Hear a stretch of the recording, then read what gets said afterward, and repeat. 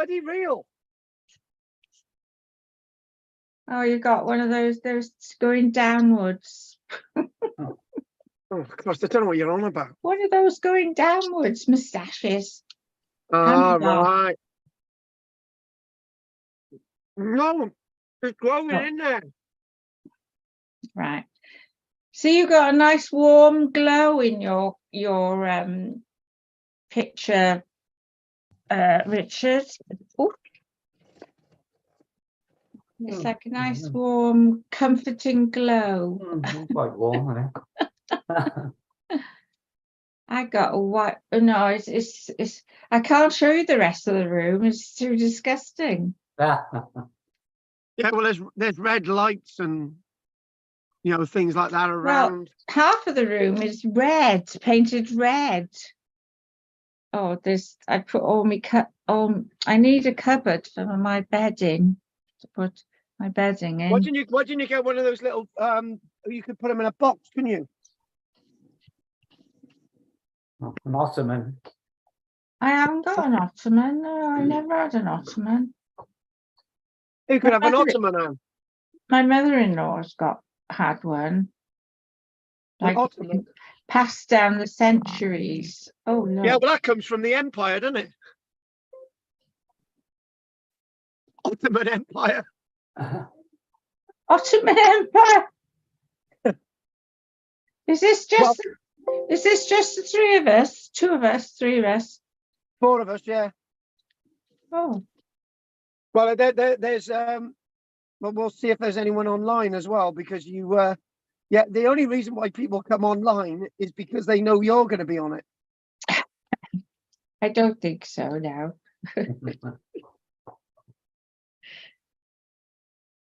There was talk of me and Dorothy doing a double act once. Yeah. Those were the days.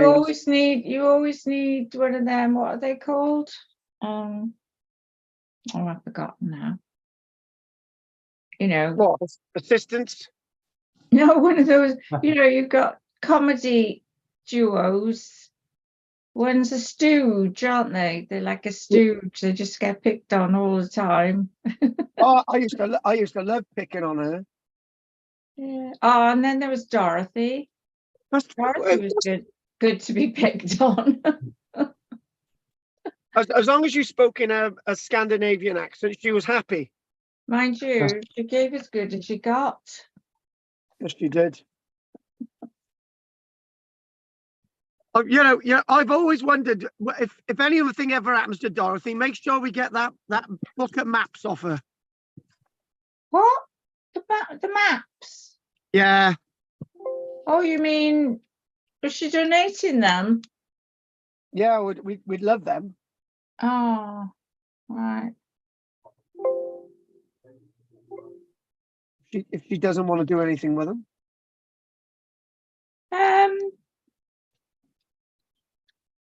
Well, I'm not in touch with Dorothy anymore. Or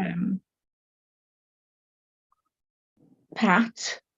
Yeah, where's Bill? Is Bill coming? No, he's away on a cruise or something.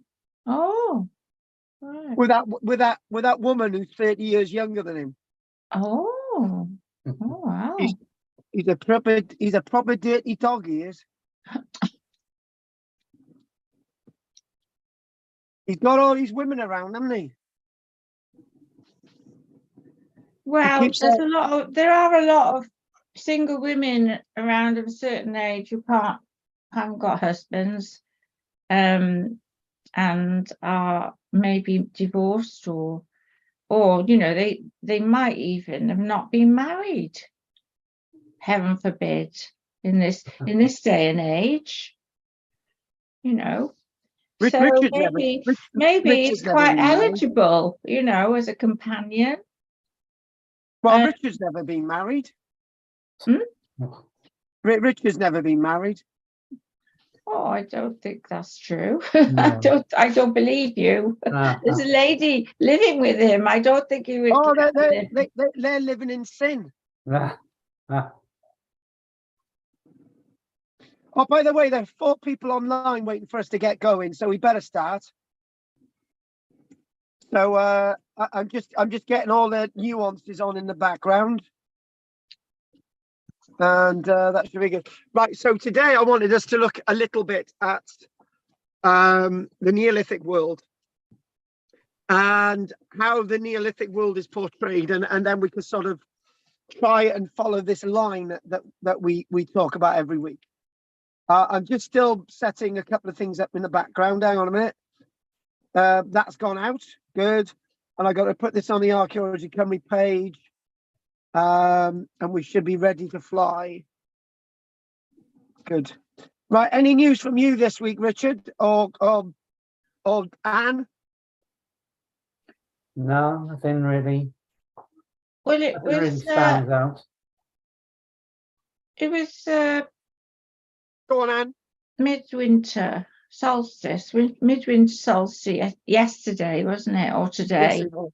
Yes, it was. Early this morning, and there's been a lot of pictures and an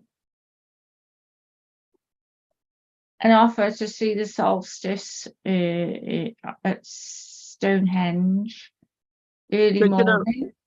Do you know one thing, that one of the most disappointing things in the world is going to Stonehenge to see the solstice because there's too many people there. Well, they told you to sit at home and they would film it for you. So it was online, I think. Yeah, no, that's a good thing. Right. So what I want us to do, we're gonna be looking at the Neolithic period, and we're going to be following the line. For those that haven't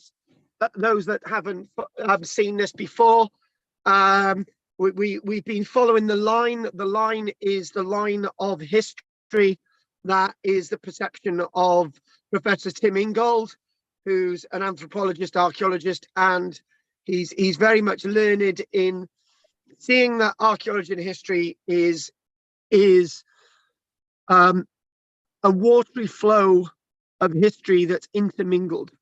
I think that's the best way of looking at it, following the line, instead of looking at individual layers, which seem to be disconnected from the rest of the world.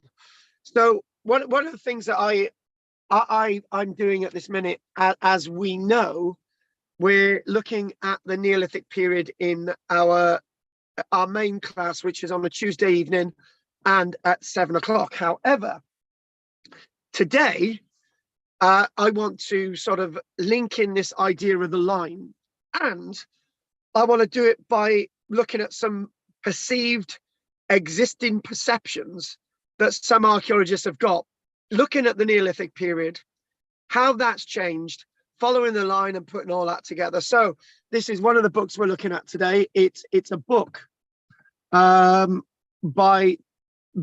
a chap by the name of Joshua Pollard. So what we're going to do, Joshua Pollard is a writer.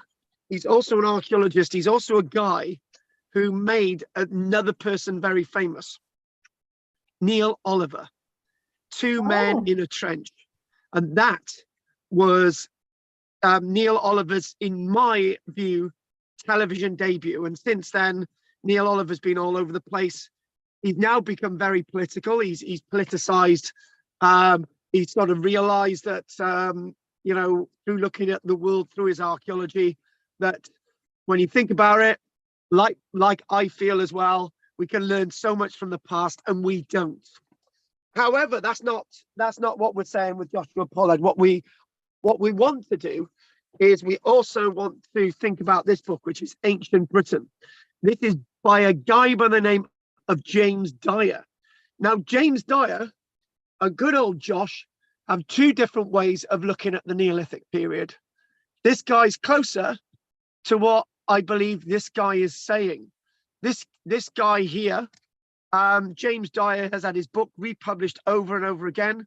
And so therefore, when you actually go out and try to find a copy of Ancient Britain, it's not very easy because it's sort of classical reading. But for me, I like the pictures. Yeah. And it may seem a bit of a laugh. I like the pictures, but a lot of what I see in this book, I don't agree with, but the pictures don't lie. So there you go. Is it Joshua Pollard? Yeah, Joshua Pollard, yeah. Two men in a trench, Neil Oliver, but this is Neolithic Britain. And what I'm going to do is I'm going to first start with this guy, James Dyer, and see how the line perceives where we go with him. And what we'll do, we'll thread in this sort of looking at history and following the line throughout what he said. And do we agree or disagree? 75% this one, and about 25 on this one. Actually, a little bit more with Joshua. So the one thing about history and archaeology is always changing. And the one thing that we can say with this idea of things always changing is that you need to be able to see history and the evidence. And one thing that I used to say about the evidence is that the evidence is there. The archaeologist excavates, in brackets, digs, close brackets, and that the historian interprets. But unfortunately, these days, the archaeologist seems to do the digging and interpretation at the same time, which sometimes is not a good idea. It's almost being a planning officer, building a house, and deciding what planning regulations are needed for you to build the house. It doesn't go well. No. Because, you know, it's always going to go your way. It's always going to go your biased way. So one thing we're going to start off with this book by James Dyer is an idea of the dates, right? When did he first publish Ancient Britain? Now, the first time that I came across Ancient Britain as a teaching aid was probably way back in the 1990s. And James Dyer's first impression of his book is 1990. It's been reprinted and reprinted and reprinted. First published 1990. And I do believe that this dog-eared book is the first edition. Joshua Pollard, Neolithic Britain, part of the Shire series. When is he first writing? Right, 1997. Now, a lot in the world happened between 1990 and 1997. And remember, Joshua was probably writing this for years, and James Dyer's writing this for years, right? So you could probably look that this probably took about 5 years to write. This took about probably the same, right? Even though this is thicker, a lot goes into book writing, doesn't it, Richard? Shut up. So the one thing is that things have changed. Things often change in archaeology and the perception. One thing is about dates. Not really interested in what Joshua Pollard has to say about dates, but we are interested in what James Dyer has to say about dates. Now, James Dyer, again, bringing the line in, bringing the following the line into this. The line there, the line of history, right? But the problem is with this line of history, it's not what Tim Ingold would talk about, the line of history. What Tim Ingold would say is all transition, it's all intermingled, it's all interceded, it's all mucked around with.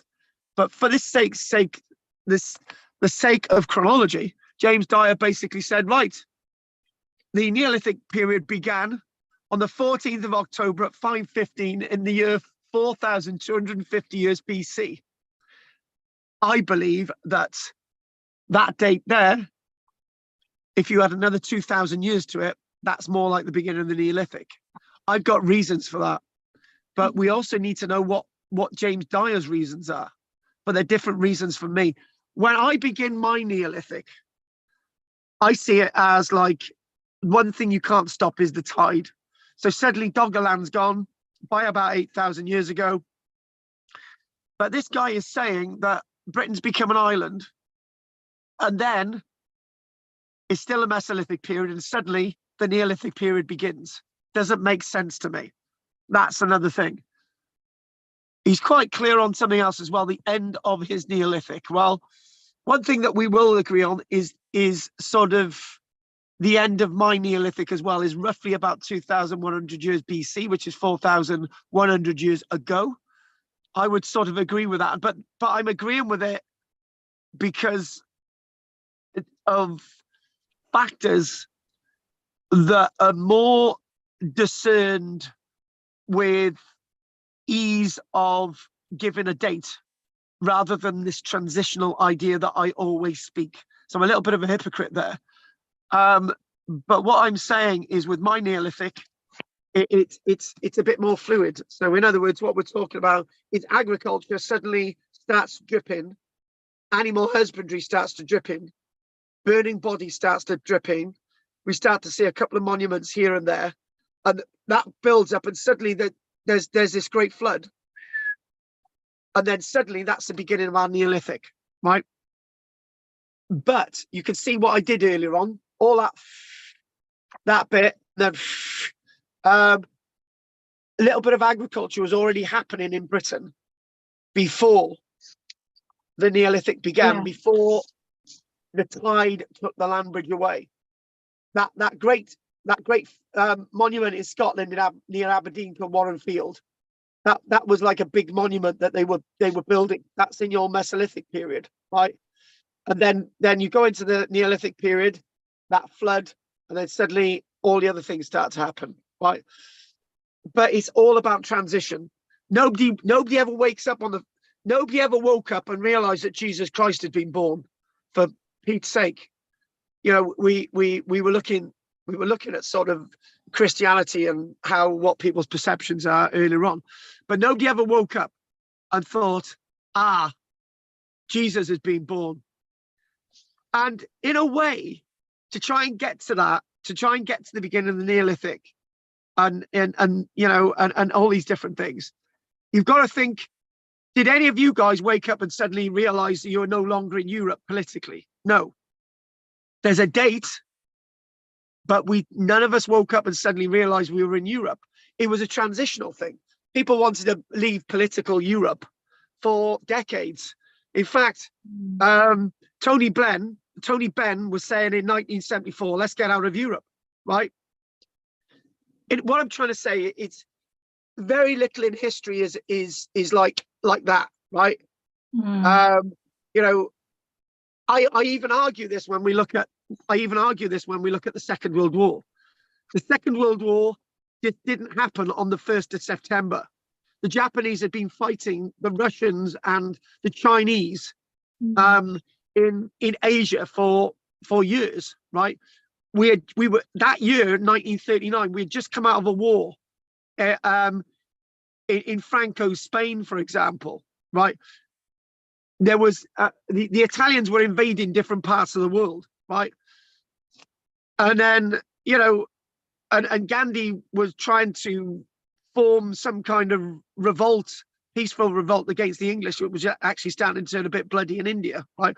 And then suddenly everyone says, oh, actually, what we'll do, we'll move all this forward. It all happened on the 1st of September. It didn't happen. It was all building up. And Finland, the war between Finland and Russia, you know, all these other things, all these different wars. What historians have done with the Second World War is made it easy by saying it all happened on the 1st of September. It didn't. And the war did not end on the 8th of May either. You know, no, I know that. Yeah.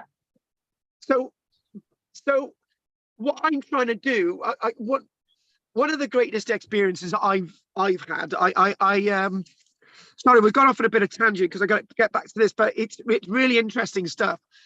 Two things. I was doing a one-to-one class with Rosamond about the Second World War. We went on for months. But we didn't do the Second World War as the Second World War. We did the Second World War with everything else. We even did peace in the Second World War. There were some countries in the world that didn't even know the Second World War was happening, right? They just carried on with their lives, right? And what Tim Ingold would say is there's no immediate beginning and end to things. There's always like a fluid drip, drip, drip, drip, drip thing, right? You know, there's always this sort of thing that is fluid. This is why Tim Ingold is a really good writer on this, and this is why his work is very, very useful for me. Oh, and somebody on here, right? There's a chap by the name of Ian Briggs, right? I like this that somebody's jumped onto YouTube. Ian Briggs is saying, nice to have you there, Ian. Ian Briggs is saying the end of his Bronze Age is 4,300 years BC. So we got several people disagreeing already, right? This is history and archaeology. We got 3 people disagreeing on whatever dates, right? So that's good. I'm glad somebody's actually put something on there. So what we're going to do, I want to read the following from James Dyer, right? And am I going to cringe? It's chapter 2. Chapter 2. What James Dyer does, he talks about the Mesolithic period, right? He talks about Starkar. Oh, he talks a bit about Gogoland somewhere, right? And this and that, right? And then suddenly, on page 29 of the edition from 1990, James Dyer, he says chapter 2. So in other words, what we've got the whole history of Britain in 28, no, it's 29 page. In 28 pages, right, we've got the whole history of Britain up until roughly, in this book, he's saying that his Neolithic begins. Here we go. Let's go back to what his date of the Neolithic period is. His date of the Neolithic is, let's just do it, 4,250 years BC, 6,250 years ago, right? So he does the whole of Britain in 28 pages up until the date 6,250, and then the Neolithic begins, and we've got page after page about the Neolithic period, right? He seems to be really into the Neolithic period, right? In fact, he's so into the Neolithic period, it goes on for, hang on a minute, it goes on for a fair while. Oh yeah, we're still on the Neolithic period on page 82. So we've gone from page 29, 82. Here we go. Bit more Neolithic, right? Suddenly somewhere along the line, right? Somewhere along the line between 82, 83 and 85, the Neolithic ends, right? And we're into a period known as the Beaker period, right? So, you know, lots of people get so excited about the Neolithic period because there's a lot of stuff.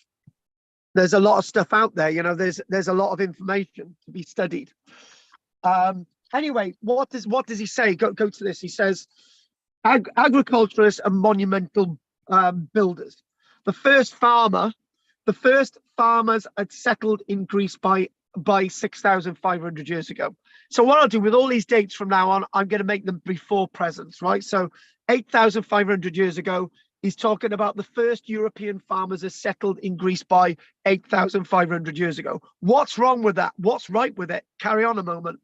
2,000 years later, famine had spread from there by way of the lower areas, the sort of former glacial areas of the upper Danube through Western Europe to Britain. Now, what is wrong with that? For me, everything's wrong with it, because it says that somebody from over there told us what to do. I don't like that. Ant knows I don't like that. I don't like being told what to do, right? But I certainly don't like our history being told what to do, because what that does, it means that nobody in Ireland has got the technology to cremate anybody in the Mesolithic period, but they did, right? But that must have come from Europe, but it didn't, right? Stone building on Orkney.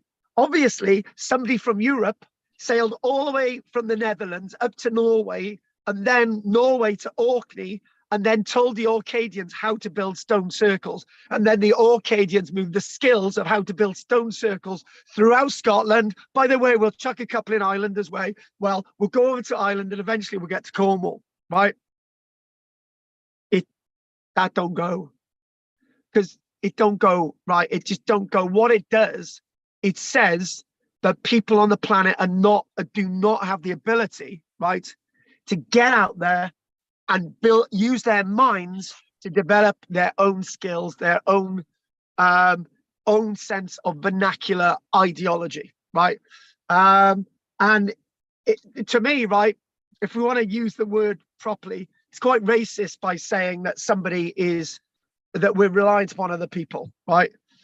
And I tell you what, right, if you say to somebody, the builders of Great Zimbabwe, 700 years ago, a Mapimwage in Zimbabwe and South Africa, that somehow somebody from Europe went over there to tell them how to build dry stone buildings, which are far taller than any dry stone buildings that we can actually see, for example, in the Western Hemisphere.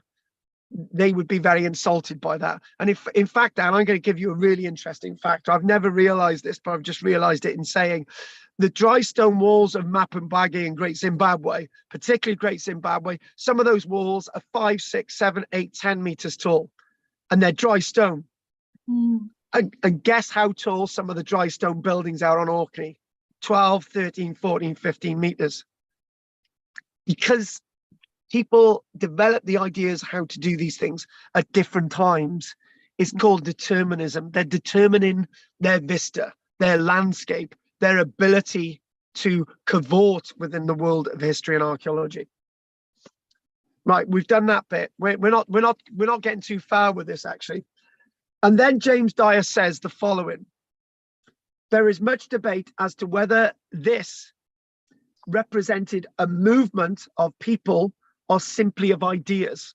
I say both, and I also say that people had already developed agriculture thousands of years before these dates. And in fact, if we, I'm gonna make this statement: we've got evidence of agriculture at the same time off the coast of the Isle of Wight, north of there, Boulner Cliff, if you remember.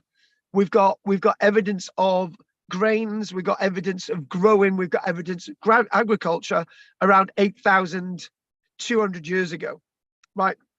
So 8,500 years ago, we're talking about farming within Greece at this, basically at the same time, right? So it must have been that these people had the same ideas. People turn to agriculture because they want to, right? Some people decide, for example, right, you've got today in modern day society, right, you've got those people who will turn vegetarian and those people who won't turn vegetarian. Equally, you've got the people who will go out foraging, who know what mushrooms to eat, who knows what flowers to eat, knows what tubers to eat, and you get the other person who simply knows that if he's got a shotgun, he can shoot an animal or a bird, he can put a spit together and eat the flesh. Those two are very different people, but they exist at the same time. And one thing that we do know is there's great diversity of history and archaeology out there. You know, there really, really is. There's this sense of great diversity on where humanity is going throughout different times in history. And I'm often remembered when we think of the likes of Papua New Guinea. Those people have remained where they are.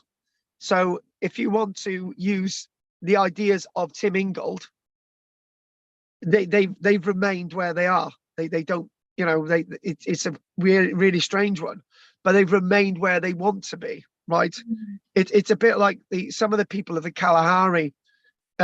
They don't want to, you know, get into modern day society, right? But with people like in the Kalahari, some of them have had no choice because they've come across Westerners or Africans, and they've been sort of forced to take on those ways. Anyway, so back to the other thing, where what else does James Dyer said? It is very probable that the native inhabitants of Europe saw their eastern neighbors cultivating the soil and breeding animals.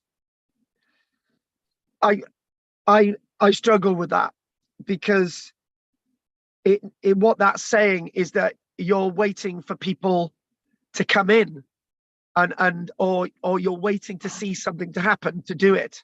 Well, humans don't wait. We just go and do things. We're quite impulsive people. We're impulsively compulsive at the same time. In other words, you know, we want to do something, we do it. That's it. You know, it's the way it is, right?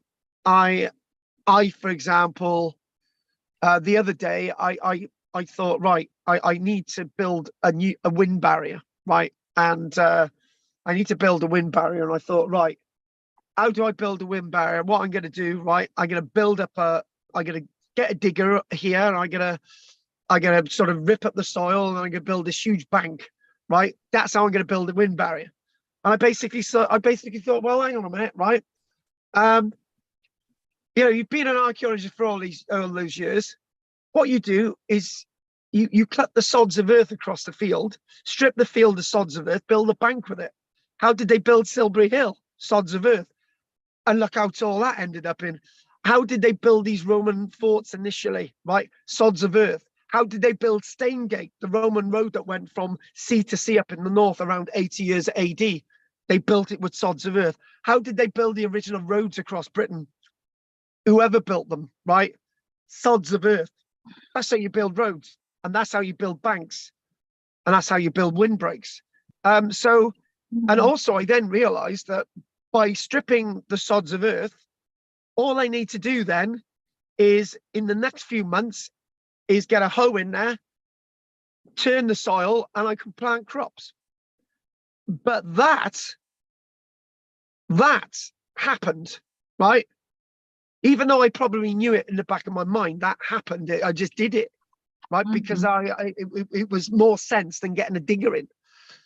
So the point is that whether we copy or whether we do things out of necessity, both. But you can't just say that somebody's coming in influencing us. I tell you what, the biggest insult for a human being is to be sat there thinking of doing something, and then somebody comes in and says, "Oh, why didn't you do this?" Well, I was just about to bloody do it. So what I am saying is that James Dyer isn't completely wrong, but he's wrong by just giving it one idea in there. Okay, yeah, people may have copied things, right? There may have been people coming from over there, but there may have been people coming from over here to there.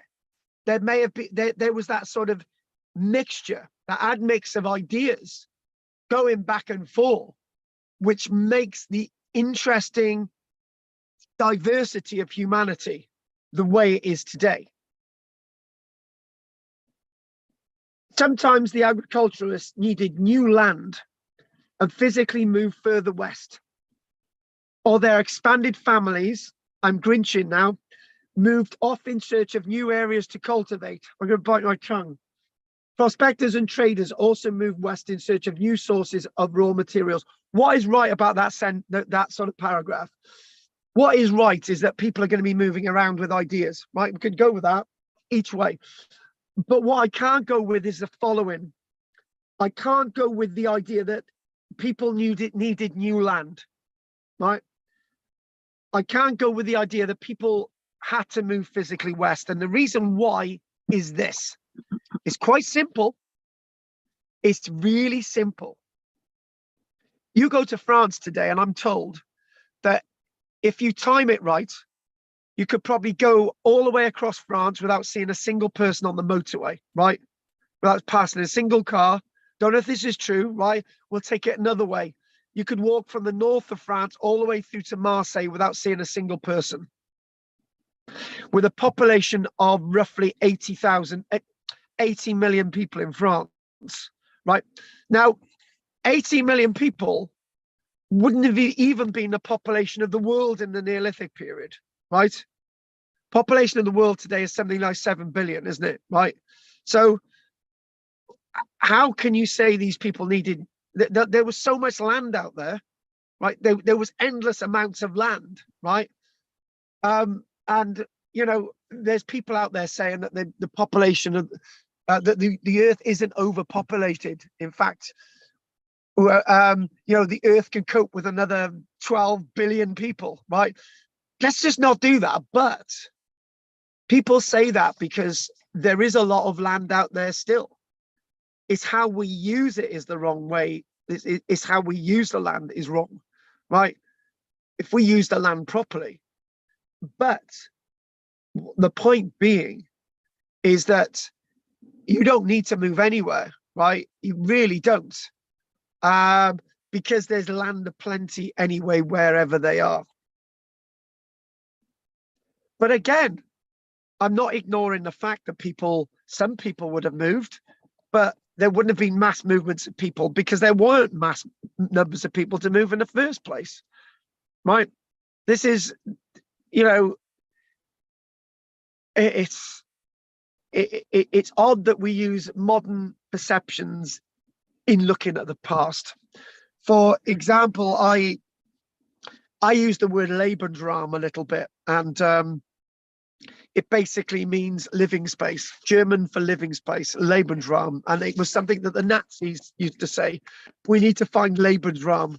And when I put it in my thesis, I basically used the word Lebensraum. People want to move over there. I said, they want Lebensraum. My university lecturer went mad. He said, you can't put that in there. They don't want you, they don't want to think you're a Nazi.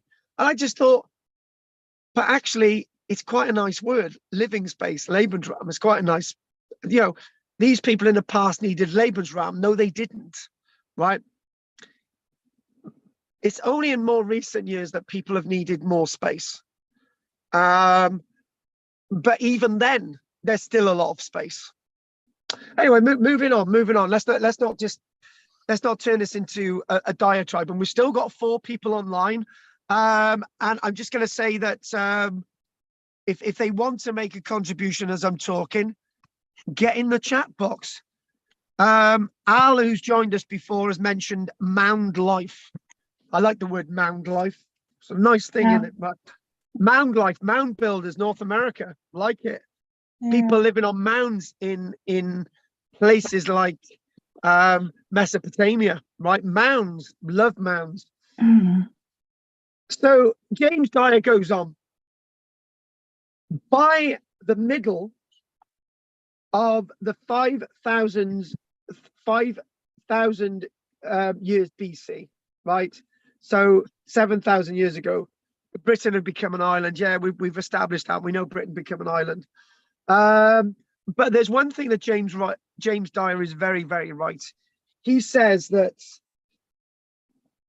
now I like this bit. So he has got some things right. Thank you, James. And he got a nice name, James. I prefer James. Anyway, he says that after we become an island, the shoreline probably, I'll sort of ad-lib this, the shoreline by around 6,000 years ago was very similar to what it is today, right? That's basically what he's saying. And he's right. He's very right. And this is an odd thing. This is very odd. I know bits of our coastline were several kilometers further out here or several kilometers less here, and there's been reclamation and there's been loss of land. You know, it goes on all the time. But the overall shape, this thing that looks like a triangle with a little weird sort of pond over there that represents island. Yeah, that's the best way of looking at it. And he's right. He's also right when he says the nature of the landscape, the chalk and limestone ridges, the clay vales, like it, the high moorlands and the low fens, each with this natural vegetation, has influenced the distribution and settlement of human population. I like that, but I don't like the wording settlement, right? And the reason why is that it makes people think that people are coming in from somewhere and sort of settling there, right? What I like to say is how people sort of evolve. There's already a population there. There's already people living there, right? And it's sort of, and you know, when lots of writers turn around, and what we're going to do, we'll carry on reading a little bit, and we've still got a bit to go, so we'll keep going, because I don't think anyone else is going to join us after this today anyway, because Goff is away, Bill's away, Henry's away. I don't know where the hell Dell is. So if that's the case, we'll just keep flowing. That's what we'll do. So this whole sort of idea, this whole backdrop of what we see with Britain, is that I say that if the whole population of Britain is wiped out, and then there are movements of people from Europe, right? They would have had to have gone everywhere. They would have gone down every valley, across every moorland, looking behind every single tree, going on every single island. They'd have had to have coped with the people in Ireland, those women and men with red hair, right? And wiped everybody out and then replaced the population. They'd have had to have gone wanting to do it, right? And I can't see that happening. I really, really can't. And the reason why I really can't is I'm going to bring the Nazis in on this as well. I'm going to bring Pol Pot's Cambodia into this. Both of them tried to exterminate large tracts of their population, right? And even in Rwanda in 1997, there's lots of other examples, right? And even then, lots of people that were trying to exterminate survived. And that was modern mechanization of death, right? Even with modern mechanization of death, you can't wipe out people. You can't. They're going to go somewhere. So by arguing that there were mass waves of people coming over to Britain replacing the existing population is completely fantasy. Is not there. It's complete fantasy, and we're not even going to do it. James Dyer quotes a very learned archaeologist called Cyril Fox.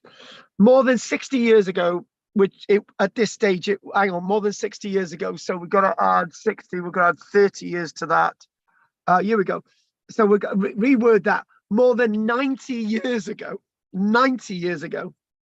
Cyril Fox drew attention to a natural division of Britain into highlands and lowland zones, divided almost from the River Tees to the River Exeter, the River Exe, going all the way down. So you've got this sort of line, all this line here. So north of that, Gloucester, sort of Dartmoor, sort of friggin' Lincolnshire, Yorkshire. That's all hard stuff. And on this side, it's all low stuff like, Chalky and all that crap, East Anglia, Kent and all that stuff, right? And in a way, he's right. But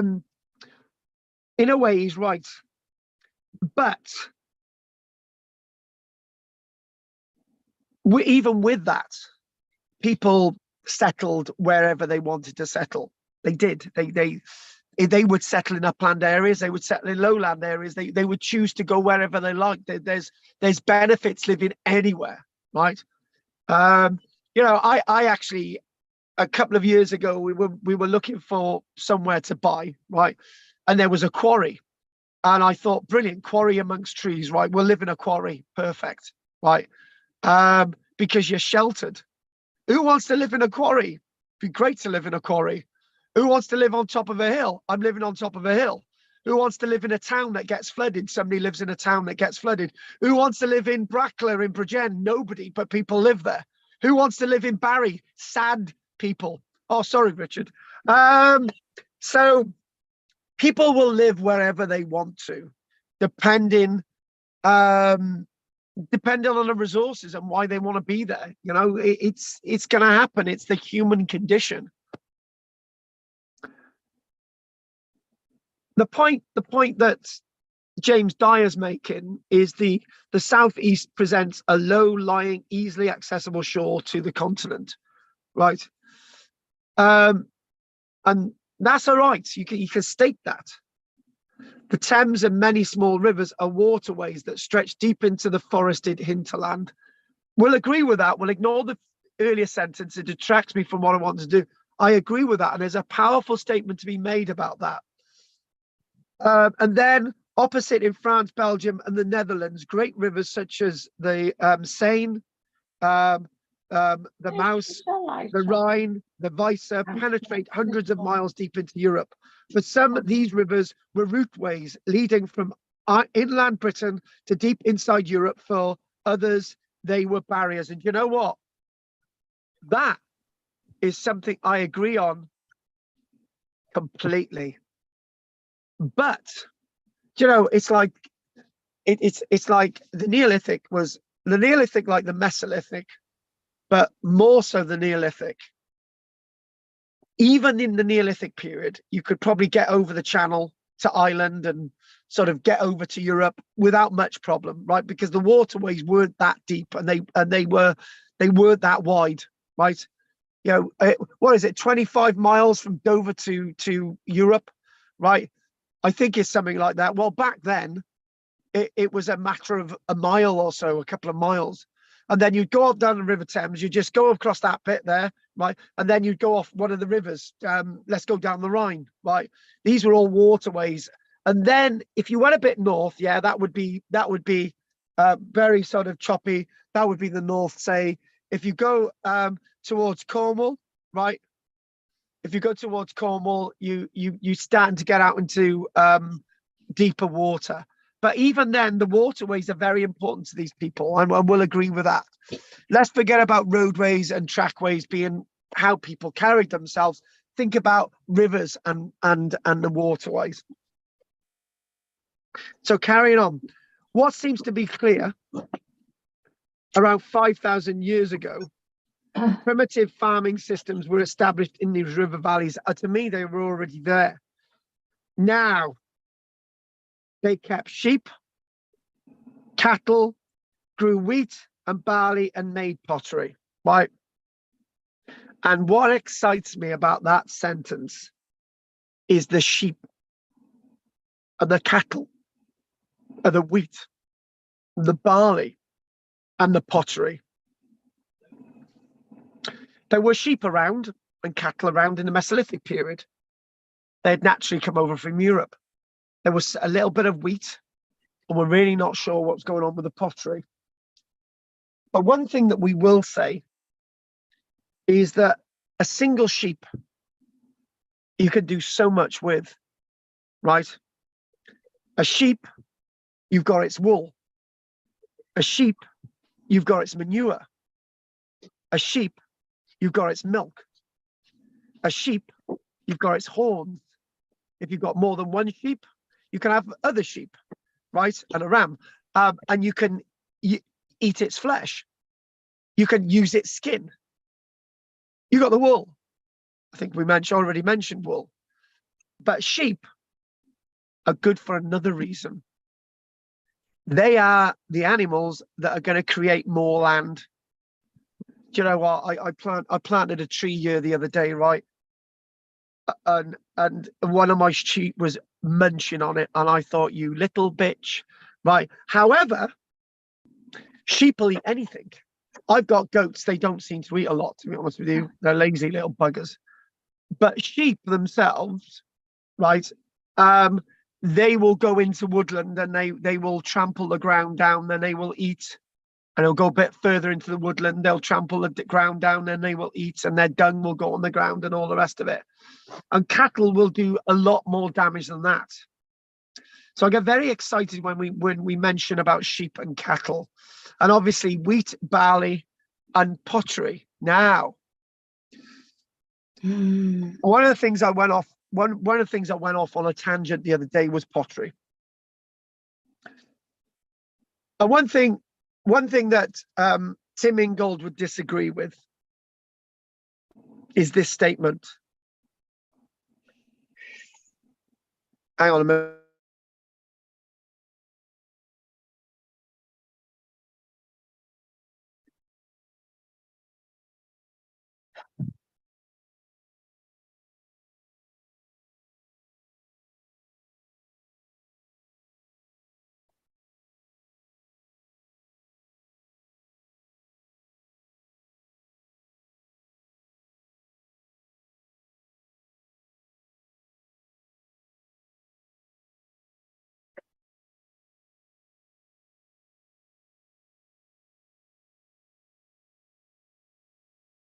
Oh, so. Oh.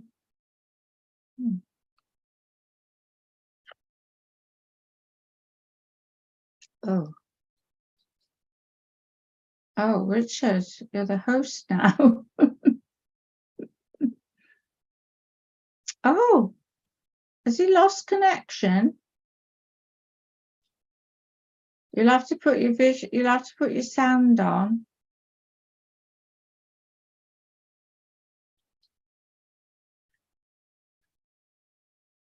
Yeah, it's always disappeared. It just seems to have gone.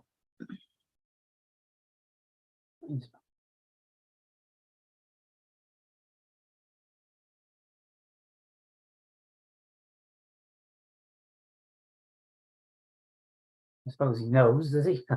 Oh, he might have had a phone call, and you know he can't do two Yeah. things, two things at once.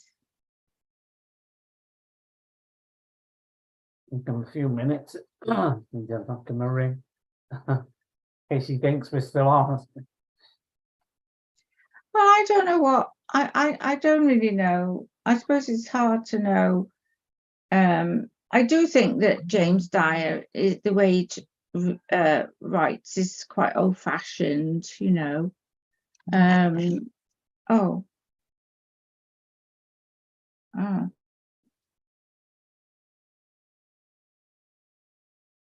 Oh, he's having problems, I think, with the Oh, hello.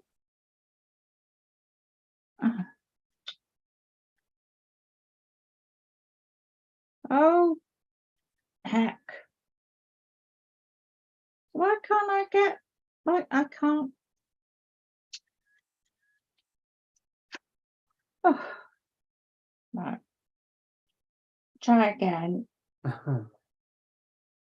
One uses Google, I think. yeah.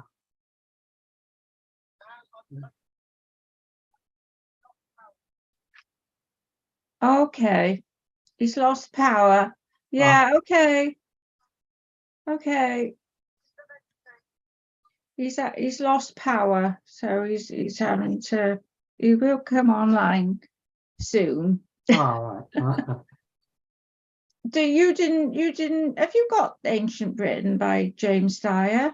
No, I haven't got it. Oh, I've got it. I mean, it's a good book, because it's like he always said, it's about open college level. It's not a bit beyond school, but you know, it is Yeah. quite a good level really for beginners, you know, who haven't done any archaeology Yeah. before.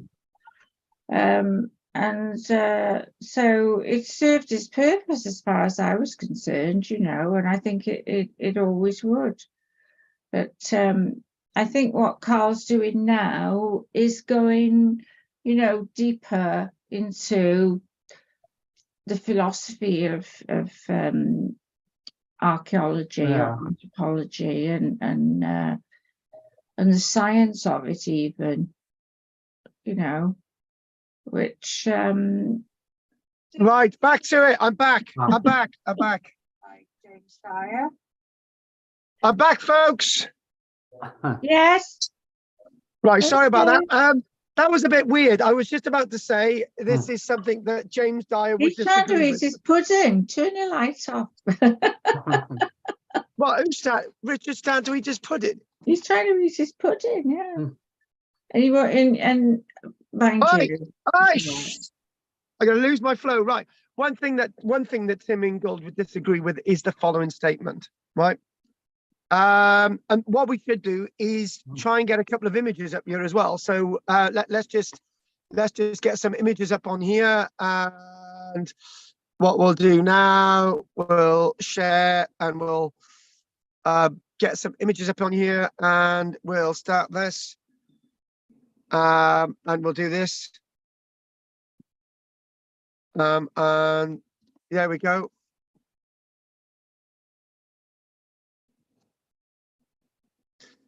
Right, okay, and right. This is a thing that Tim Ingold would disagree with. Come on, work.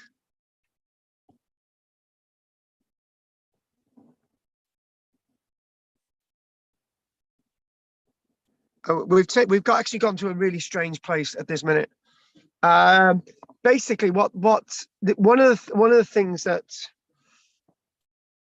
One of the things that we do find at the Nazca lines, for example, is obviously the time frame. These are produced 1,200 years ago, right? One thing that we do find is pottery, right? And some of this pottery has been carried 100 miles, 200 miles, I think 1,000 miles, right? And people have walked all the way to the Nazca lines, right? They've gone incredible distances to get to the Nazca lines. And when you think about it, traveling 1,000 miles on foot would have probably taken you about 3.5 months. So the one thing that I would say is that if you say that you're moving this pottery to these localities with no contents, you're under a massive misapprehension, because to keep that pottery together, to keep that pottery breaking, whether you're carrying it or you've got an alpaca or a llama, right? You've got to have something in it to keep the item stable, right? A liquid, corn, anything, right? And one of the things that I would say is that maybe they took the pottery with them, not just so that they would make some kind of votive offering. Some people would carry this pottery 100, 150 miles or whatever the long distance that they carried them, and would take them to the Nazca lines and smash them on the floor. Beautiful pottery, just smash them on the floor, right? And this is really interesting, because there must have been contents in them before they smashed them on the floor, right? So the point is, then when we go on to the next issue and we type in Neolithic pottery, for example, let's get some that I can get on you as that's not the stuff I'm looking for. No. I want to do that. Maybe we're looking at a lot of bigger stuff. Hang on. No. Not very. This is near. Oh, there. Love it. Right. That is very late Neolithic. Right. That is late Neolithic, coming into sort of big period beaker. So I know this is late Neolithic, but the point to be made with this artifact is that, you know, archaeologists, when they find pottery, they say, oh, right, you know, they were used for cremation or cremation burials, or they were used for this and that. Equally, the pottery might be there because they were carrying things. You know, it makes a lot of sense to carry things in pottery. And then obviously, eventually people thought, oh, right, you know, what you got there, oh, it's something that I use to carry the grain in, or it's something I use to carry liquid in. And people say, oh, that's nice. We want a bit of that. And then they think how to make pottery themselves. So it's not necessarily thinking about these items as trade, but what was actually in them. Because on lots of archaeological sites, what we do find is that they kept things in them. You know, the lactic acids indicating that they had some kind of milks in them, right? We might see other acids indicating they had wines in them, and so on. So we got very excited about the pottery here. This is an interesting point. At settlements like Eslu in the Netherlands and Aldenhoven Plain in northwest Germany, villages and hamlets have been excavated, where it's indicated that people lived in long rectangular timber houses, usually divided up into a number of sections, some of which were occupied by animals. And not that I'm going to disagree with that, but I like to disagree with the terms that have been used there, i.e., some of which were occupied by animals. Well, why not? You know, most of us have got cats living with us, or dogs living with us, or fish living with us, or axolotls living with us, or lizards living with us. Some of us have got even turkeys living with us, right? So, and you're thinking, well, these are pets, right? People lived with animals. My mother had goats. My mother had goats in the kitchen when she was older. Yeah, well, you've actually proven my point. And they're so backwards in Barry that Richard's got a donkey in his front room. You know what I mean? So, But to it go out, keeps him warm, doesn't it? it does Well, keep Richard warm, right? And when good old Pauline's in the kitchen making dinner, she takes special attention to make sure that there's enough food for the donkey. what donkey? Richard's donkey. Oh, yes. Richard loves his donkey. Right. There is no doubt that some of these people farmed on the continental shores of the English Channel and fished in its waters. Why not? But they would have equally have done that in Scotland. Seeing the coast of Britain on the western skyline when they went out fishing, they may well have been tempted to seek shelter there on occasions, become familiar with its potential for settlement. Now, this is one thing I get angry with. It's almost as if people are always out there to settle in new places, right? What's wrong with people living in a place and being happy with it? Why have we got to constantly move? Anne's lived in Brackler for like 80 years. Do you know what I mean? She's totally happy there. She's got no idea that she wants to move. And my parents have lived in Barry all their lives. They don't want to move anywhere else. And you're just thinking, well, we're like that today. Why can't people have been like that in the past? Now, well, I think, it's to do with what's there, it's to do with what you've got. If you've got your needs met, yeah. And that's the only reason people would move, I think, if their needs are not being met. If they, like you say, the land, they shouldn't have to move, but maybe they found out that you can only grow crops of a certain type one year and then you can't plant them the next. So I agree. I completely agree with what you're saying. I really, really do. But equally, they could have moved south. They could have moved east. They could have moved west. There's not all this. Yeah, I do. What I'm trying to say, I do think there's an awful lot of generalization being made when, in the history of archaeology. I mean, they've had to generalize to sort of teach people, really, to just get on board. But now we're getting the finer details, aren't we? We want more detail. We want the finer details of how people lived and what they did and everything. And that's what Tim Ingalls is trying to do, I think. Yeah, just trying to make it a bit more diverse and accessible. And I think, I think that's the point. And obviously, I'm putting this out there. Anyone who's actually listening and watching on there, we still got those 4. Just bring it on there as well. Now, this next thing, back to what you just said, is that listen to this. Reconnaissance parties would have explored and found their way up the British rivers to the small clearings made by the Mesolithic inhabitants. Well, that means that the Mesolithic inhabitants have disappeared, or are they still there? All right. Having made a deliberate decision to colonize, really, how many people are we talking about? Are we talking about thousands? We're not. We're talking about little parties of people.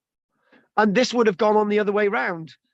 And the point is that people in Britain would have been a bit sick of where they were, and they may have gone over to the continent. There's all this. There's all this idea. I made the statement on Tuesday night. I said, actually, I said, if you look at look at Attila the Hun, right, back in the 400s, and if you look at Genghis Khan in the late 1200s, 1300s, right, they had a different sense of civilization, a civilization on the hoof.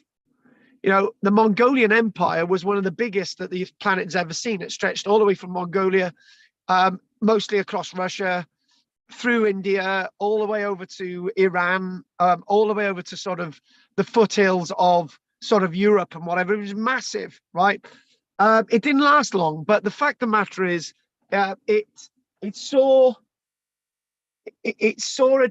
a movement of civilization rather than something needed to be stuck in one place. So that's a different way of looking. You know, that's a different way. That's a different way of life and a different way things happened. But that was the way things happened. But that was a different period in time. But back then, there weren't the large numbers of people moving around.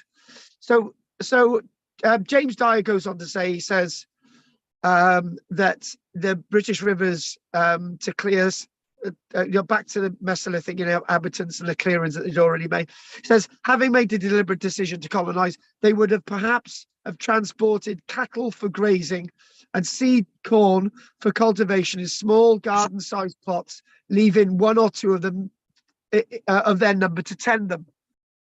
Well, are we talking about that sounds a bit like the Mayflower. I tell you what we'll do, 1620, right? We'll go over to America, right? And that's what we'll do, right? But that's because people were struggling in Britain back then. You know, people were being told to go somewhere. Somebody was telling them. There was nobody back then telling anyone what to do. And this sort of idea that, and the other thing as well is if you leave a couple of people to tend a plot, right?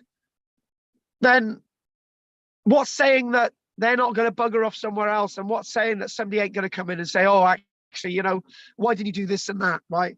And then it goes on to say that once established, more of their families would move to Britain to create permanent settlements.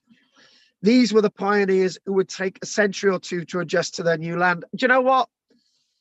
The Scottish tried to do that to Darien, right? They would go to the Panama Peninsula and they would go to Darien, and they thought, all right, there's nobody around, and they got wiped out by diseases, and you're thinking, well, the point I'm trying to make is that it's almost as if wherever the people are going to go, they're going to be successful. They're not. They're not. And the other reason, there's another point to be made here. The reason why nobody's living there anymore might be because those people found it impossible to live, and somebody else has come in and lived there. You know, there's different ways to look. Oh, James Dyer thing as well. And I don't think anyone else is going to be joining us at all. So we'll go on for a little bit longer because I could tell Richard, how long have you got now?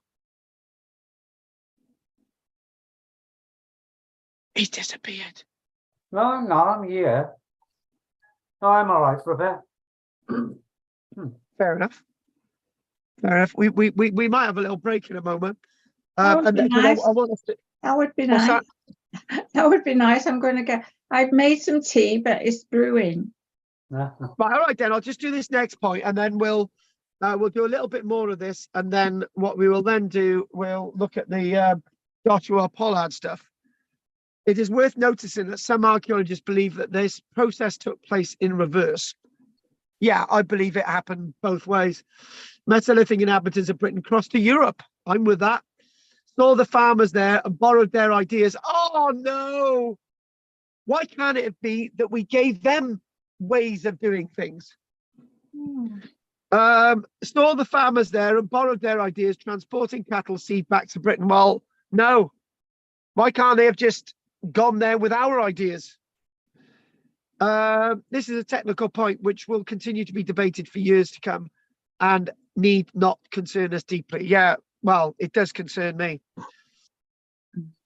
So what we're going to do, we're going to have a quick break. I need to. I've got a cake to cut. So I'm gonna have a bit of cake to cut. It was a type of cake. It was a type of cake. I haven't had it for years. I'll show it now. Hang on a minute. I'm making a tea loaf. There it is.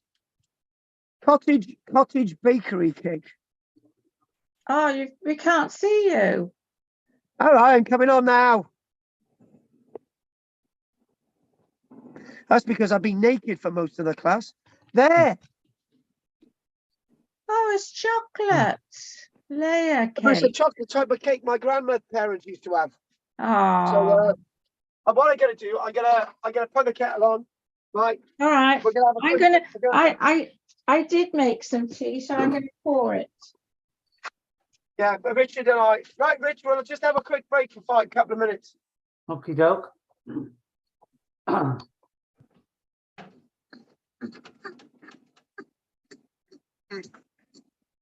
La la la la la la la la la la la la la la la la la. Like the opposite.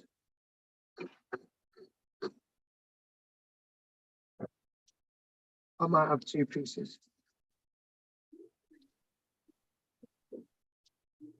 What?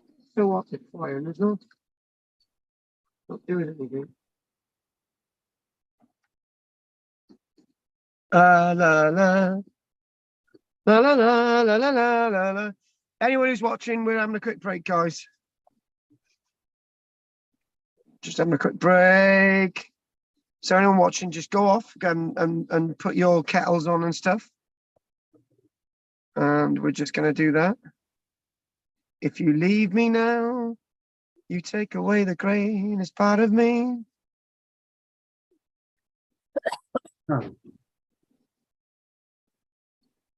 Whoa, whoa, whoa, whoa, whoa, whoa.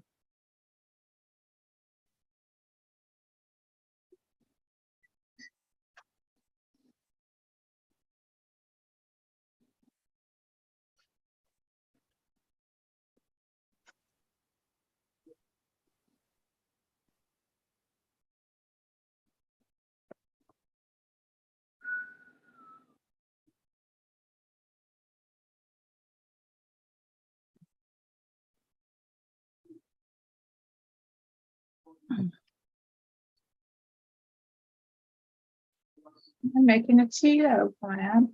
By the way, it's snowing in China. Oh, I thought I'd mention that, and there's snowing in Yeah. China. I call it a tea loaf, but really it's my Christmas cake. I put some port in it and some orange peel and Do you ever put ganja in with it? marmalade. And then when I cooked it, I just put icing on top. Richard puts ganja in his cakes. Or marzipan, you know. And Funny. marzipan and then icing. And he puts a bit of marzipan in it. I don't like marzipan. No, a lot of I people love don't like marzipan. marzipan. No, it's not I love something- it. I love it. Do you know what you could do is cover somebody in loads of marzipan and I'd nibble it all off. Mm. Do you know, I'm buying 3 packets of crisps a week, 3 packets of these a week. Oh, And I mainly, well, I don't eat them all, but What do you mean you don't eat them all? What's the what? Well, That's a bit. Joe eats them as well. Well, it's hardly a bloody miracle, is it? Oh, my mother-in-law's getting old now. She's getting really, a bit doddery, frail, like your granny did. Oh right, yeah. Good old Phyllis. But she didn't go into a care home, really, did she, your granny, for ages? No, she Nursing- didn't. No, she didn't. nursing. No, she didn't. Oh, it's boiling. I gotta get it. I gotta get it.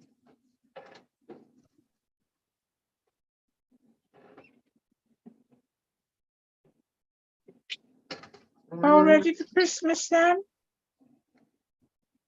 yeah, just about, I think. Are you having family over, or are you going to family? We're going out Christmas Day on the local for our Christmas dinner. Oh, no. So there's only 3 of us, so me, my wife, and my brother-in-law. He lost his wife, so Oh, just the 3 of us. And yes, it'd be nice.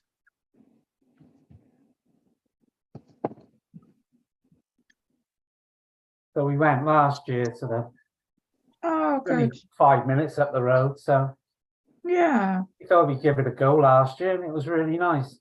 Oh, good. You know, it's really Well, it was, nice food. So yeah.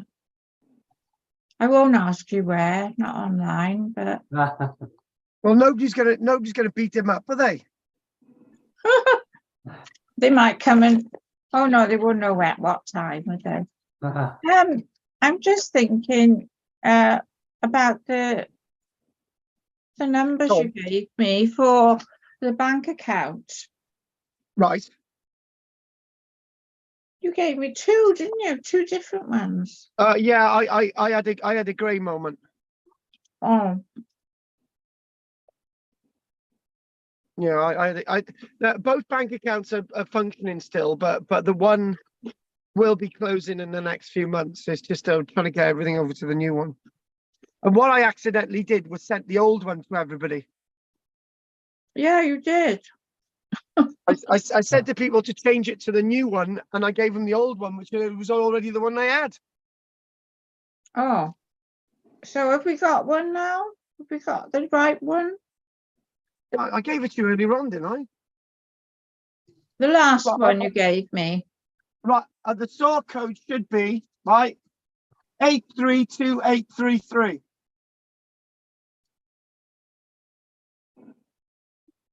Eight three two eight three three, and the account number, got it?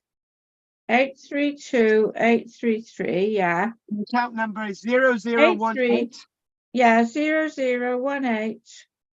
6992. Yeah. Oh, that's okay. I got that. All right. I mean, I don't know how long this will go on, you know, but we'll see.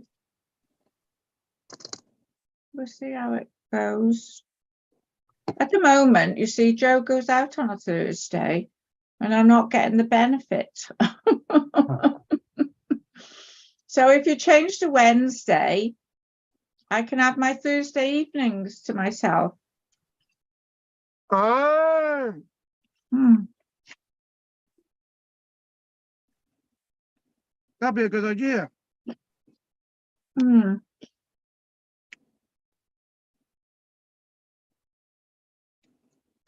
Oh, Well, God. What? well, people often try and phone me on a Thursday. Why on a Thursday? Yeah. Well, I haven't heard from my daughter yet. She's got her visitor, her husband, you know, come over to see her. And I've heard sight nor sound of them since. And Joe said, well, what do you think they don't want to see us? They don't want to see us. Well, we're going there for Christmas dinner. Mind, that was planned last year as well, but it didn't happen. So, Why not? because I think one of them had COVID. Oh, yeah, they did. I think they both had COVID.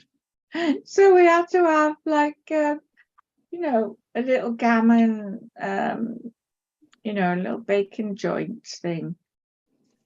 It was all right, you know. I know I'm a carnivore. We have had vegetarian in the past. It's all to their own, isn't it? Mm. I thought Mary's a vegetarian, isn't she? She used to be.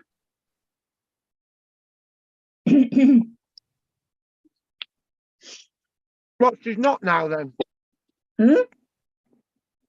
She's not a vegetarian now? No, she eats all sorts, you know, but she will have vegetarian, but she's not she does love she does love meat, you know. She's not a big meat eater, but you know, she does like a bit of roast beef now and then. Right. Sorry. Right, let's crack on with what we were talking about. Just a reminder of our book, Ancient Britain, James Dyer. And you know, we just mentioned, we sort of things that we agree with and disagree, you know, following the line and so on, Tim Ingold's line. But so I'm going to read this next bit out and sort of just one sentence, and then we're going to go on to something else.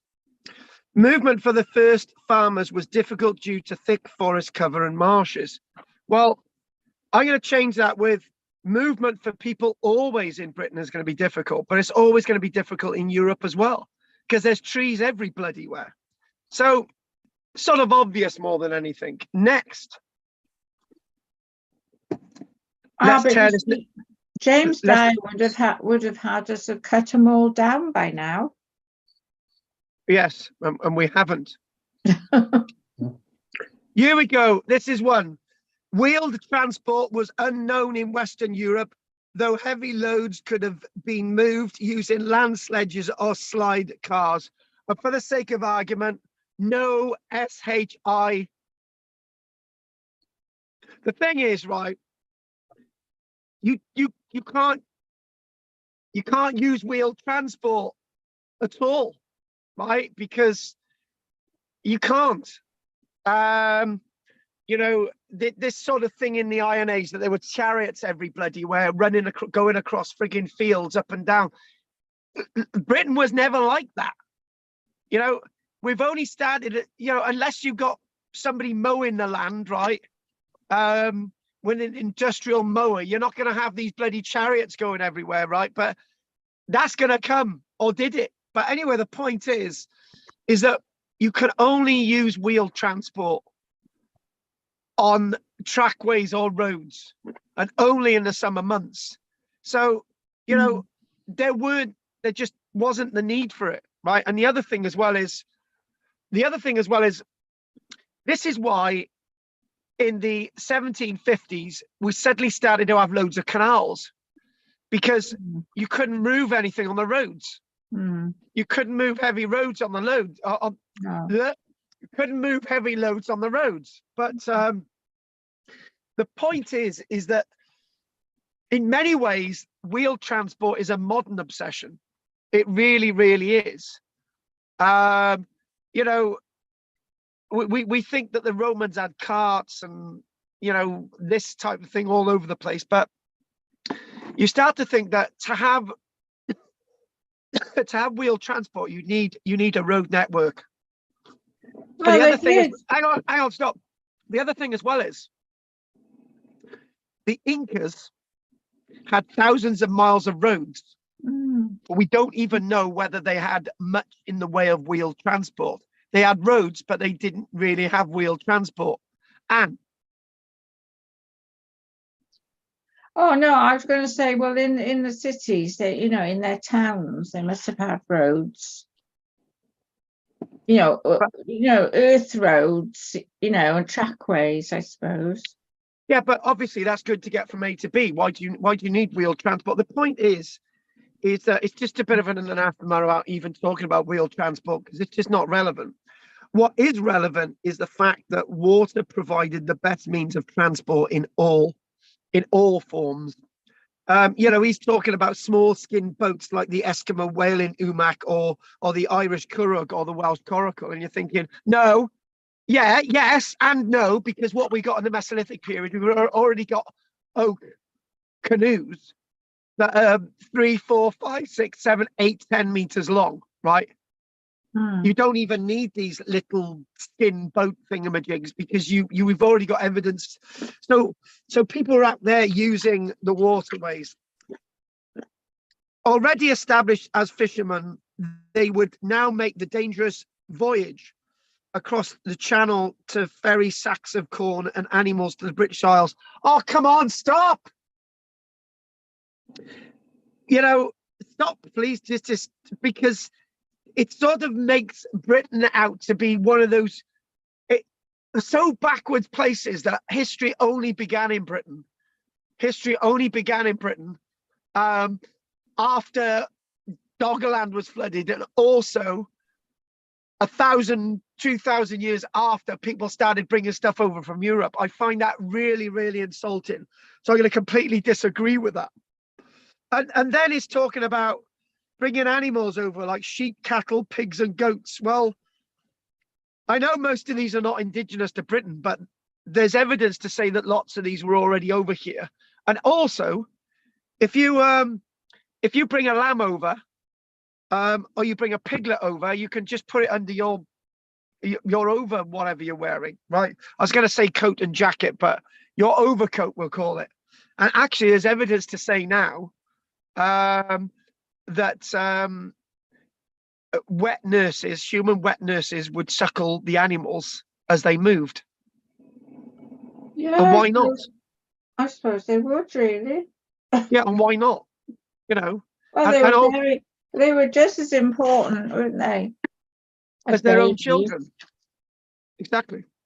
They were just as important as their own children. Somebody made the point the other day, and it was a bit dark, and I'm not going to go into too much detail. And you'll be able to work out from my wording, but we'll leave it there. The reason why populations before this took a little bit of a while to develop was because when a woman had a baby, she would need to suckle that baby for quite some time. And if another baby come along, there would be competition. There would be what? There would be competition, right? Oh, yeah. So it's not wise to have more than, okay, No. you've got your two breasts, right? Suckle the children with the two breasts. But if you've got a third one, it'd be very difficult. And do you know what, right? I'm going to say something really weird now, right? I'm going to say something really weird, and I'm going to say something very factual that they're starting to realize now, right? This is hope for vegetarians, right? But we'll do that point in a moment. Oh God, I've forgotten what the first point was. Anyway, oh yeah, this is it, right? Why do men have nipples? Have we ever had the ability to breastfeed children? Well, think about it. I don't know. Well, I don't know, because it might be to do with the hormones. I don't know whether you could reproduce the hormones. Our hormone level is going to be very different now than it was in the past. Yeah. Anyway, and the other point that I was going to make, which I think I've just forgotten. Oh yeah, this is it.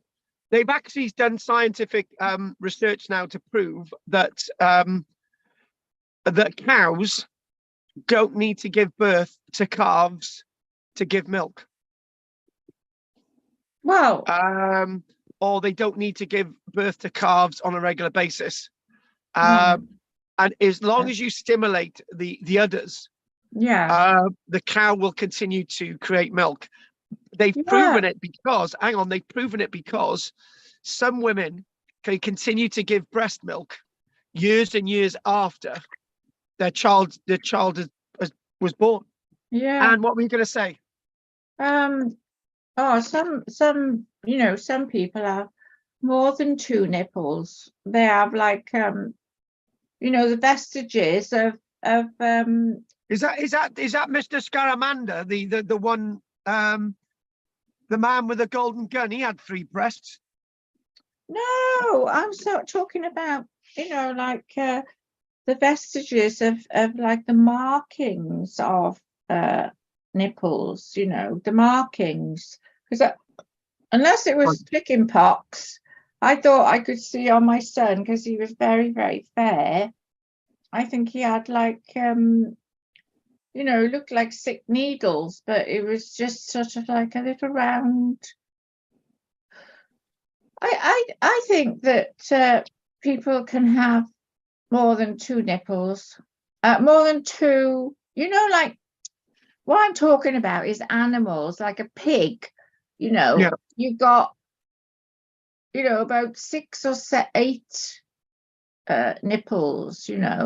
And I don't know if it's only a pig. It's quite unusual that actually they do have a lot of nipples, pigs. The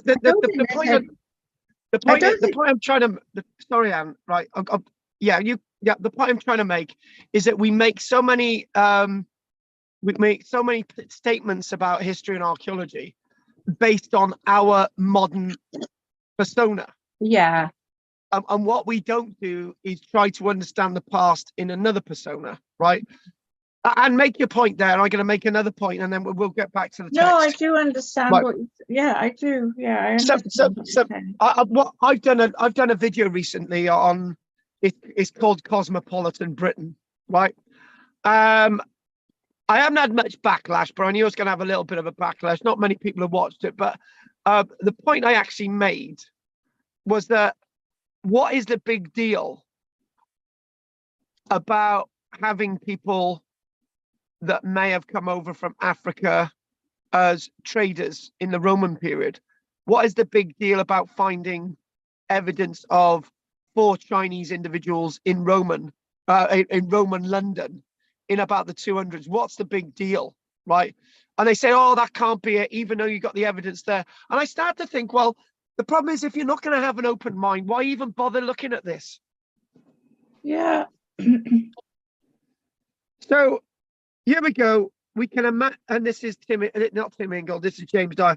We can imagine the animals' hooves being tied together to prevent them struggling and overturning a small boat. Why the friggin' hell would you take a fully grown cow over the anywhere?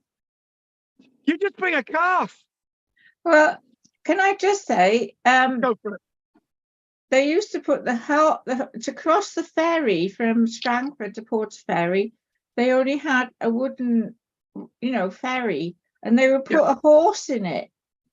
And they would, the soldiers would transport a horse or a couple of horses, maybe only one, but it was a slow process.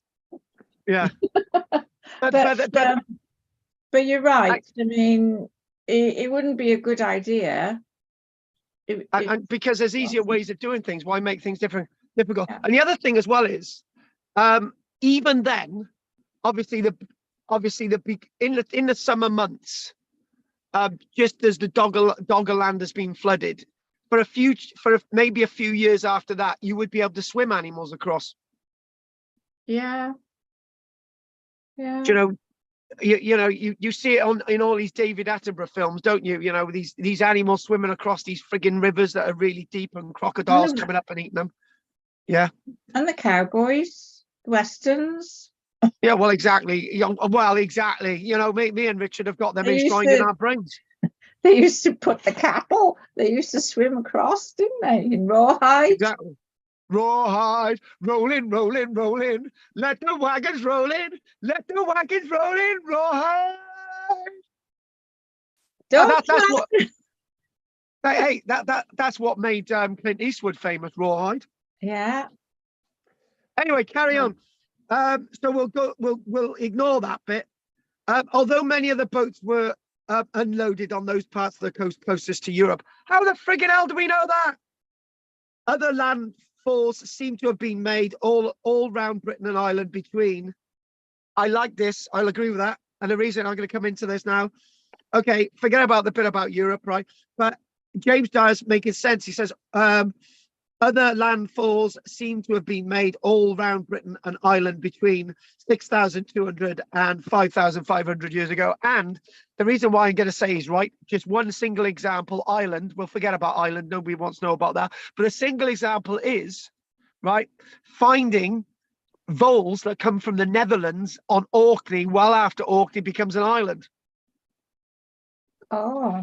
So how did they get there? Oh, I'll tell you what, we'll have a little vole in the water, right? We'll swim 600 friggin' miles all the way up the coast, try and get to Orkney, right? It's not going to happen. They must have been on a boat. So, you know what voles are like. There's a bit of land over there. We'll get off now. They must have ended up all the way to Orkney somehow. Certainly, Britain's west coast has seen enticing harborages. Yes, radiocarbon dates show that farming was established at places as far apart as East Anglia, Upper Boat, Eastern Scotland, and the coast of Sligo, all about the same time. One of them is wrong, by the way. Right. Oh, God.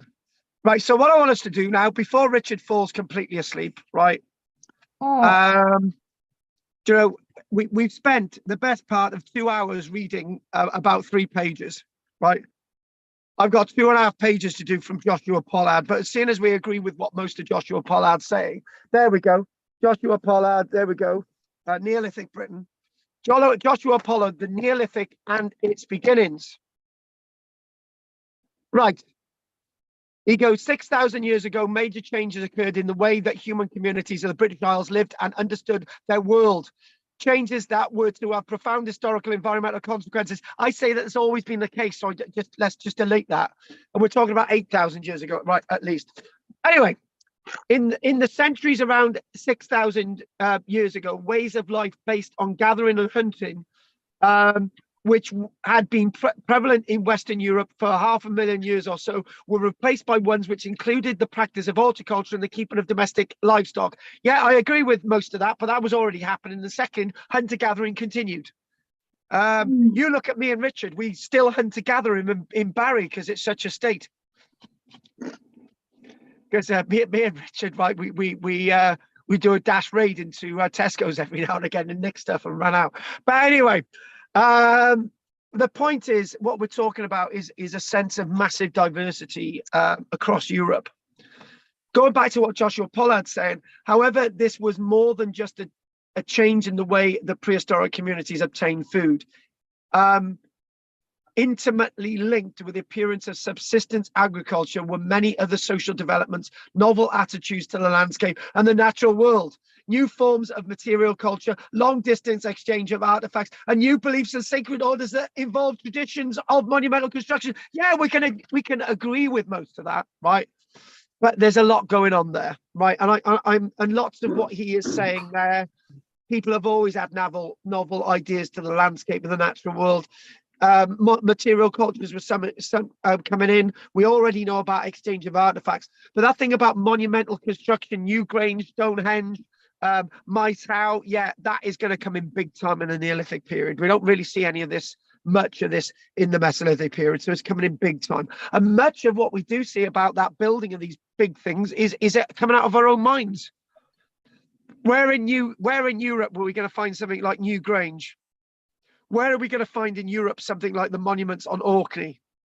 We're not getting many answers. But where are we going to find in Europe somewhere like Stonehenge? Well, nowhere. France. But nothing like Stonehenge in France. No. Yeah, exactly. Oh my God, was it Karnak with a standing stone? Karnak, yeah. Karnak. Yeah. Karnak. I come from Newport. Karnak. Karnak. Can you imagine being rich and going to Europe? We'll go, let's get, we'll be saying to the farmers, where's Karnak? They'll be saying, you from Liverpool? You say,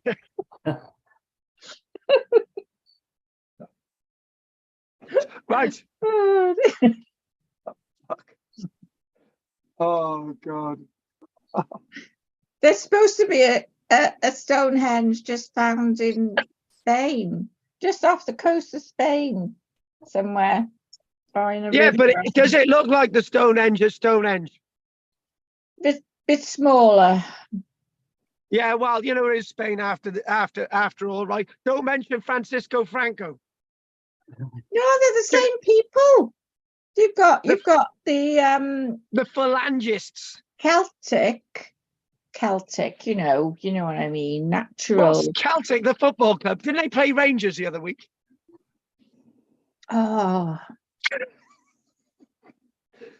And we got to do this, otherwise I want to go home. I am on, then. Right.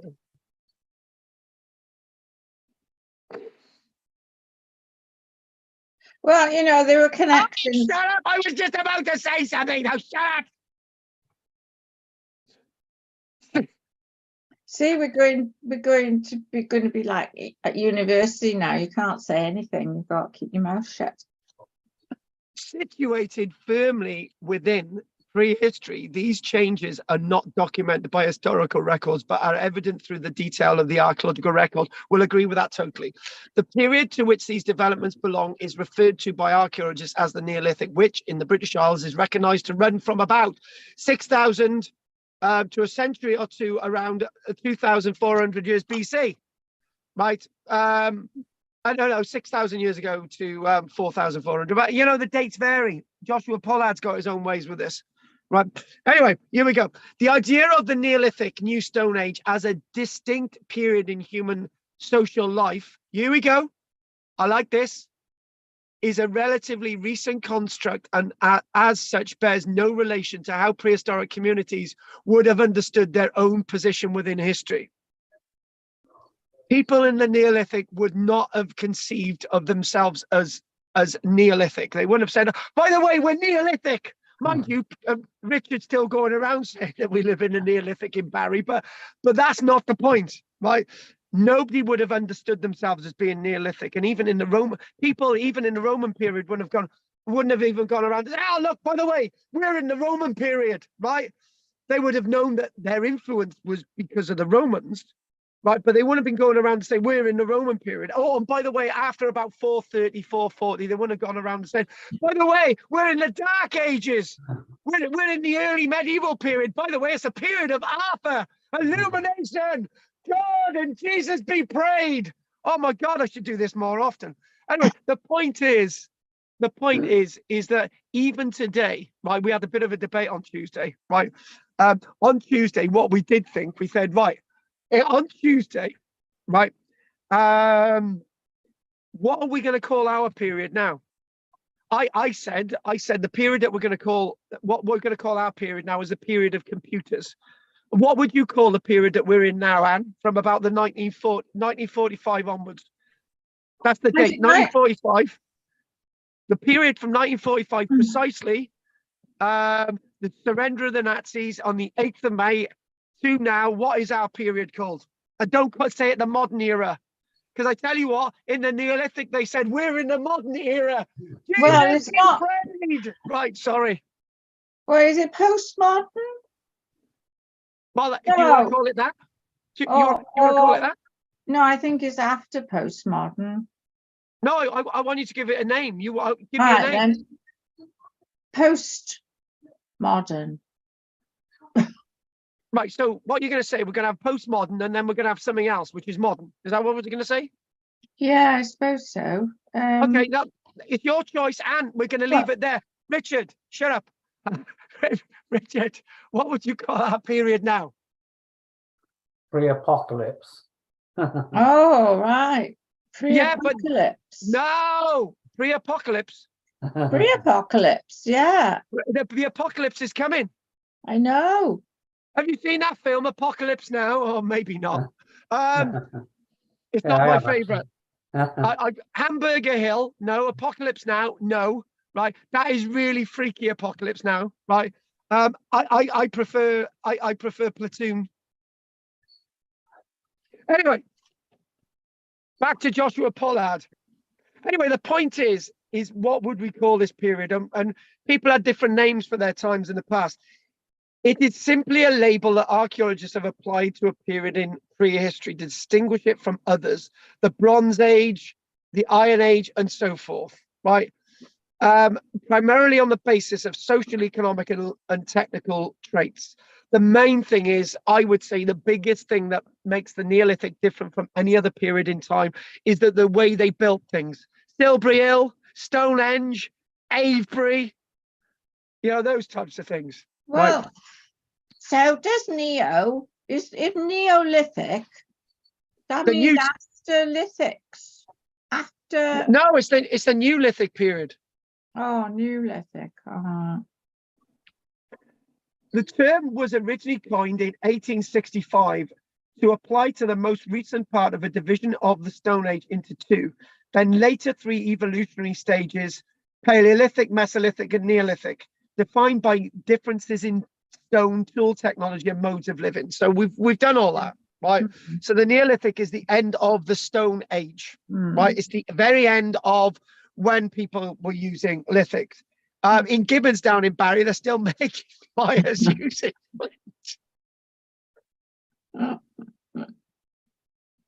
Gibbons down. Yeah, it's full of jippos. Gibbons, I said. Gibbons. Oh God! Oh, there's somebody knocking at my door with a crowbar. Right. The origin of agriculture was recognized to lie in the Near East. And within the grand sweeping culture histories of the time, it was assumed that Neolithic cultures had spread across Europe as part of a slow process of colonization. Accounts of prehistory rarely remain unchanged. And since the 1960s, the Neolithic was variously being defined on the basis of an economy. The period that witnessed the introduction of horticulture and the husbandry of domestic livestock. I would disagree with that, because we've already got, dogs are being domesticated. For example, if you look at the Hawick, the site of Hawick on the Northumberland coastline, as far back as 10,000 years ago, right? We've got domestication of sheeps, goats, auroch into oxen, right? Oh, by the way, I like calling them sheeps. When I'm outside with my sheeps, I give them all cuddles. Sheeps. Yeah. Have you got a dog? No. I have got a turkey. It's called Baldric. Oh, do you know what? Baldric. Do they listen to Baldric? Yeah. Actually, strangely enough, I've even taught him how to herd the sheep. He's herding the sheep now. And if they don't do, I can imagine him doing that. He does. He stands alongside me, right? And if the sheep don't go in the direction that they want to, he gobbles after them. Oh dear. You think this is bad? Richard used to go to the studio in Barry, and one day I brought a load of baby ducks along. Another day I brought a crow around. It was flying around. It landed on Richard's head. I used to bring little chicks along. I used to bring chickens along, right? And I all used to get them to cuddle them while I'm teaching. And Richard, were anything that I just said not factual? I can't remember chickens. I can remember the crow. Yeah. On the fire. There you go. I mean, I can remember you bringing chickens to the, Can you remember when I brought Bran to the class in Bridgend and I used to let her fly around and she used to rest on things? Oh, yes. That was a bit scary, that was. But... Bran was a very nice bird. She used to sit on the desk with Glenda. Right, here we go. So obviously the other thing about this material culture, the idea of ceramics, that's really getting in there, and lots more mining as well of like Grimes graves, the mining at Grimes graves with the flint. There was flint available in the Mesolithic. You've got the likes of the Penman Maya axe factory that was sort of getting there, but it was really big in the Neolithic. The Scarfell Pike mines up in Cumbria, and all these other mines around. That what's really happening is difference is the pottery and novel ideas like the elaborate ceremonial monuments, the burial monuments, all the big things that we've got out there. Some of them we don't even understand, like the Cursus monuments and the avenues. I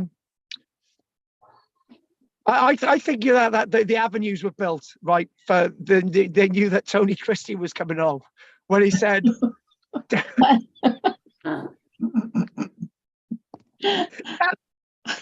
the alleyways. Well, how did it go? The alleyways and avenues. Down the alleyways and avenues. Down the alleyways and avenues. That's the one. What else? Yeah, that's the one.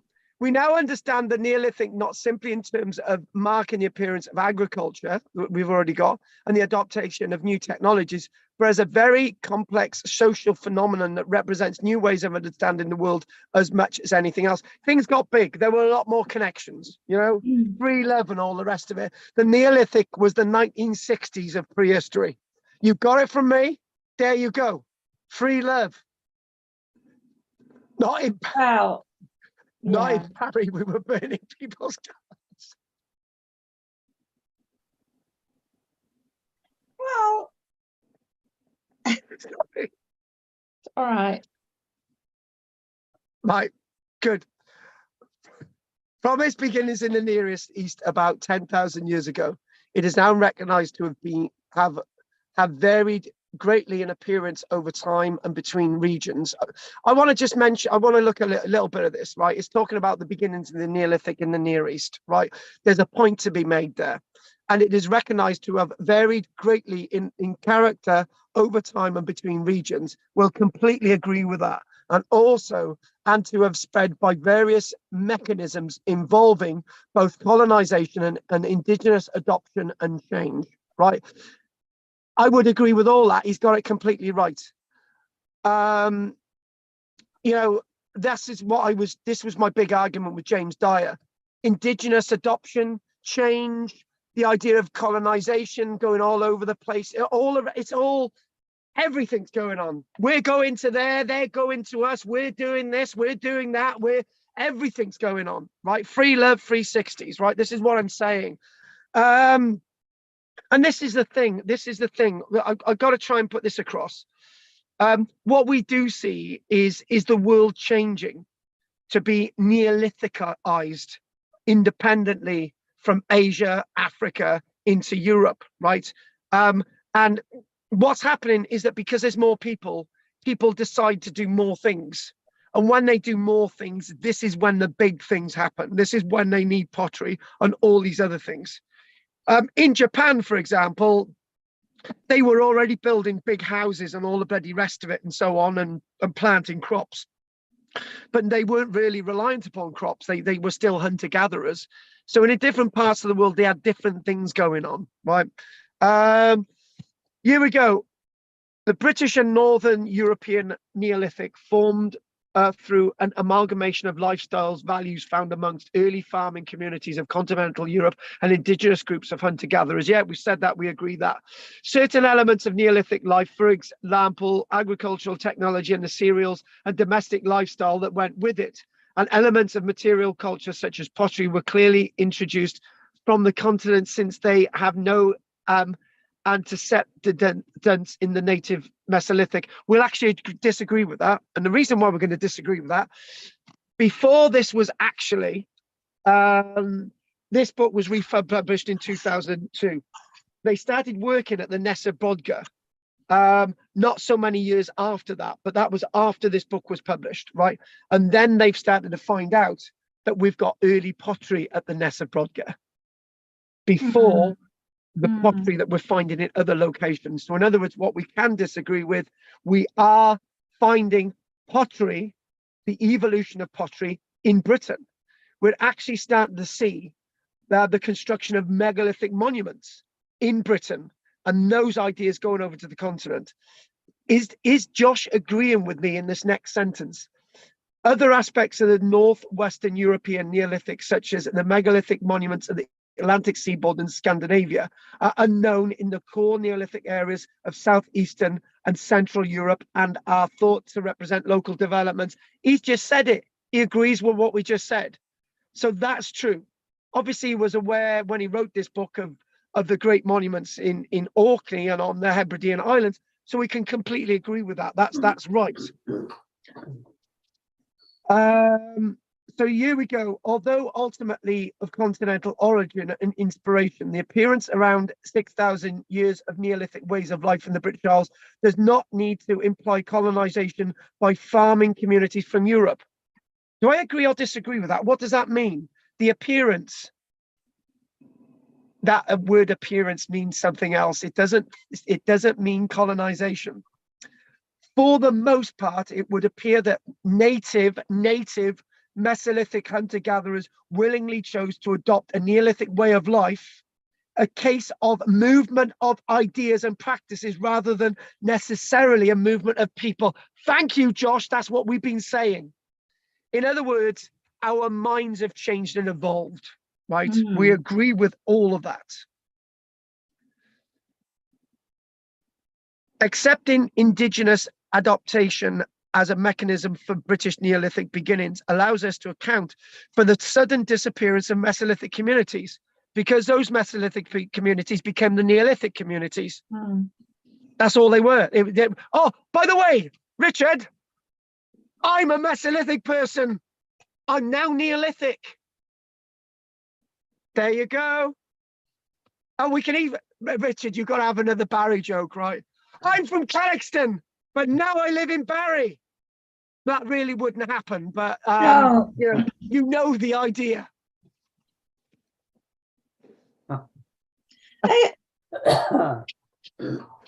We're nearly finished, Dan. So do your point, and we'll crack on. No, it's all right. Right, good. By the way, we like your jumper, right? Oh God. Right. Where are we?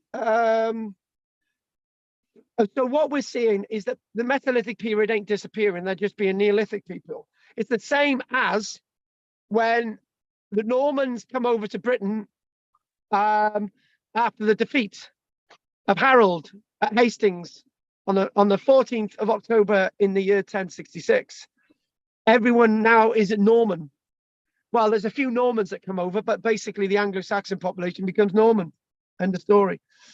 So carrying on. So we can no longer detect them simply because they have become Neolithic.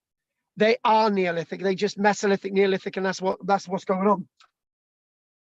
So the one last thing I want to mention, right? I want to check something, right? I want to check a little thing on my phone, a little fact. A minute, just going on there.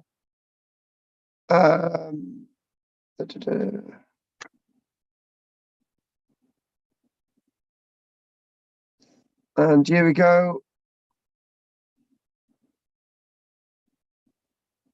Yep. Do you know what, right? I had a grey moment. I thought the 14th of October for the Battle of Hastings was wrong, but it is right. I just not to brag. There you go.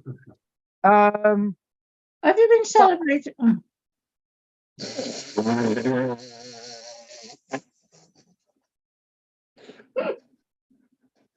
Right, finally, the question is, why did the Neolithic package of material culture, ideas and practices come to transplant a Mesolithic way of life that had been prevalent for many millennia? So a package.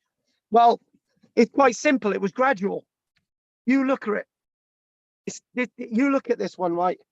The understanding the Neolithic period is, we've been doing this for bloody hours, right? But I'll just give you the quick answer to understanding the Neolithic period.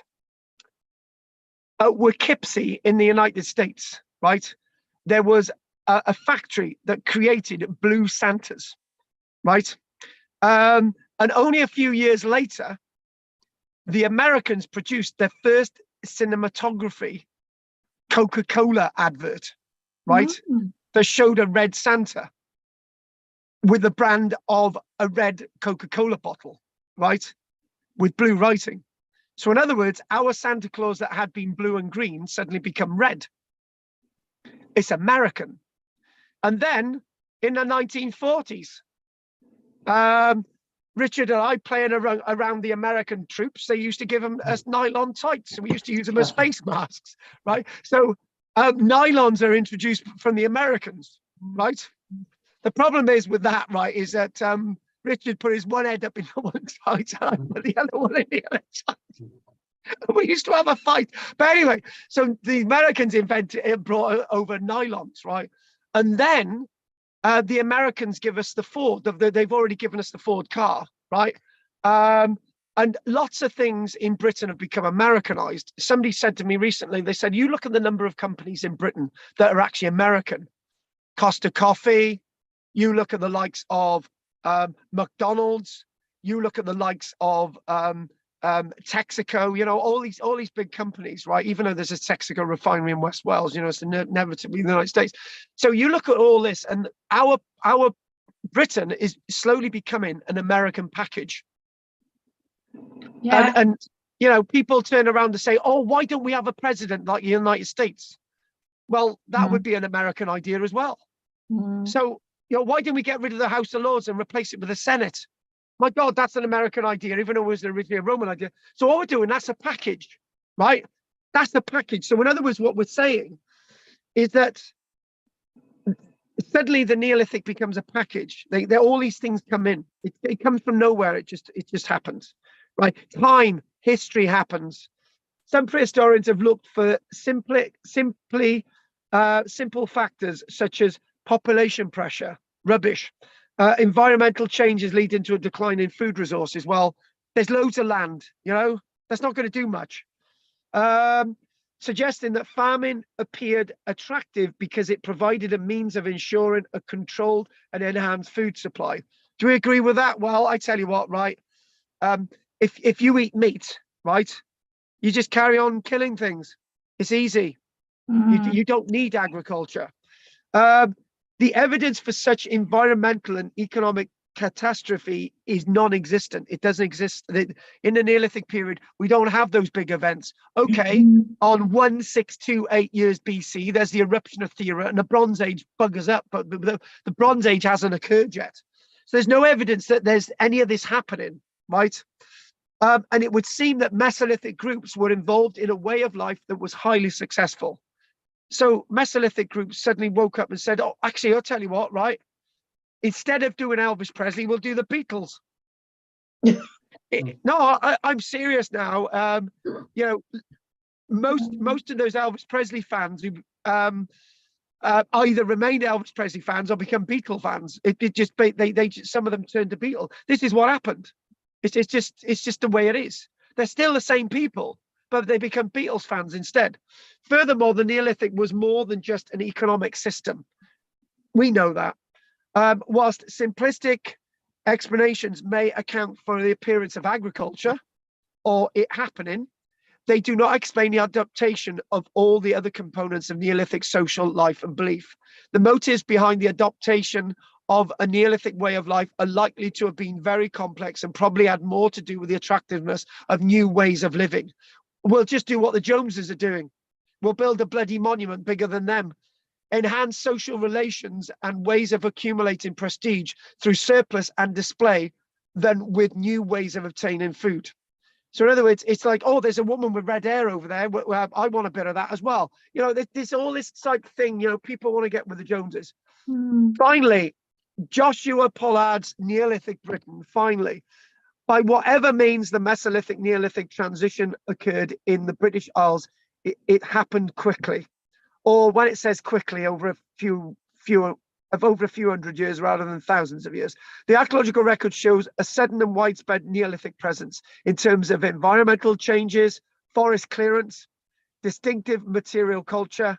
The forest clearance has been going on anyway, but we do see the pottery when we say material culture, changes in diet and the appearance of funeral ceremonial monuments. We mentioned them, Stonehenge, Silbury Hill, and so on, from the south coast of England to the north of Scotland in the centuries around 6,000 years ago, where things are massively different than the Mesolithic period. And then it basically says, finally, it talks about this book. It says, within the following chapters, a brief and interpretive account is given of the archaeology of this fascinating period. Yes, which in many ways represents a way of life very alien to our own. We'll agree with all that, right? I know it's talking about the book, but their life is very alien to our own, or is it? Because the Irish Neolithic in many ways is different. They focus on looking at England, Wales, and Scotland. But the Irish Neolithic, that's very fascinating. And it is different from mainland British archaeology, but nevertheless, it's individual and distinct. And that's what makes the Neolithic so fascinating. And on that note,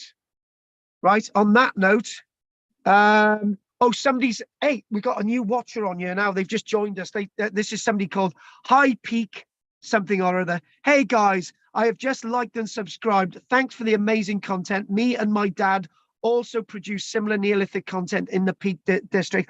I tell you what, the people on there, High Peak Cinematography, right? Get in touch. I'll put my email on there, right? We would like to hear from you more.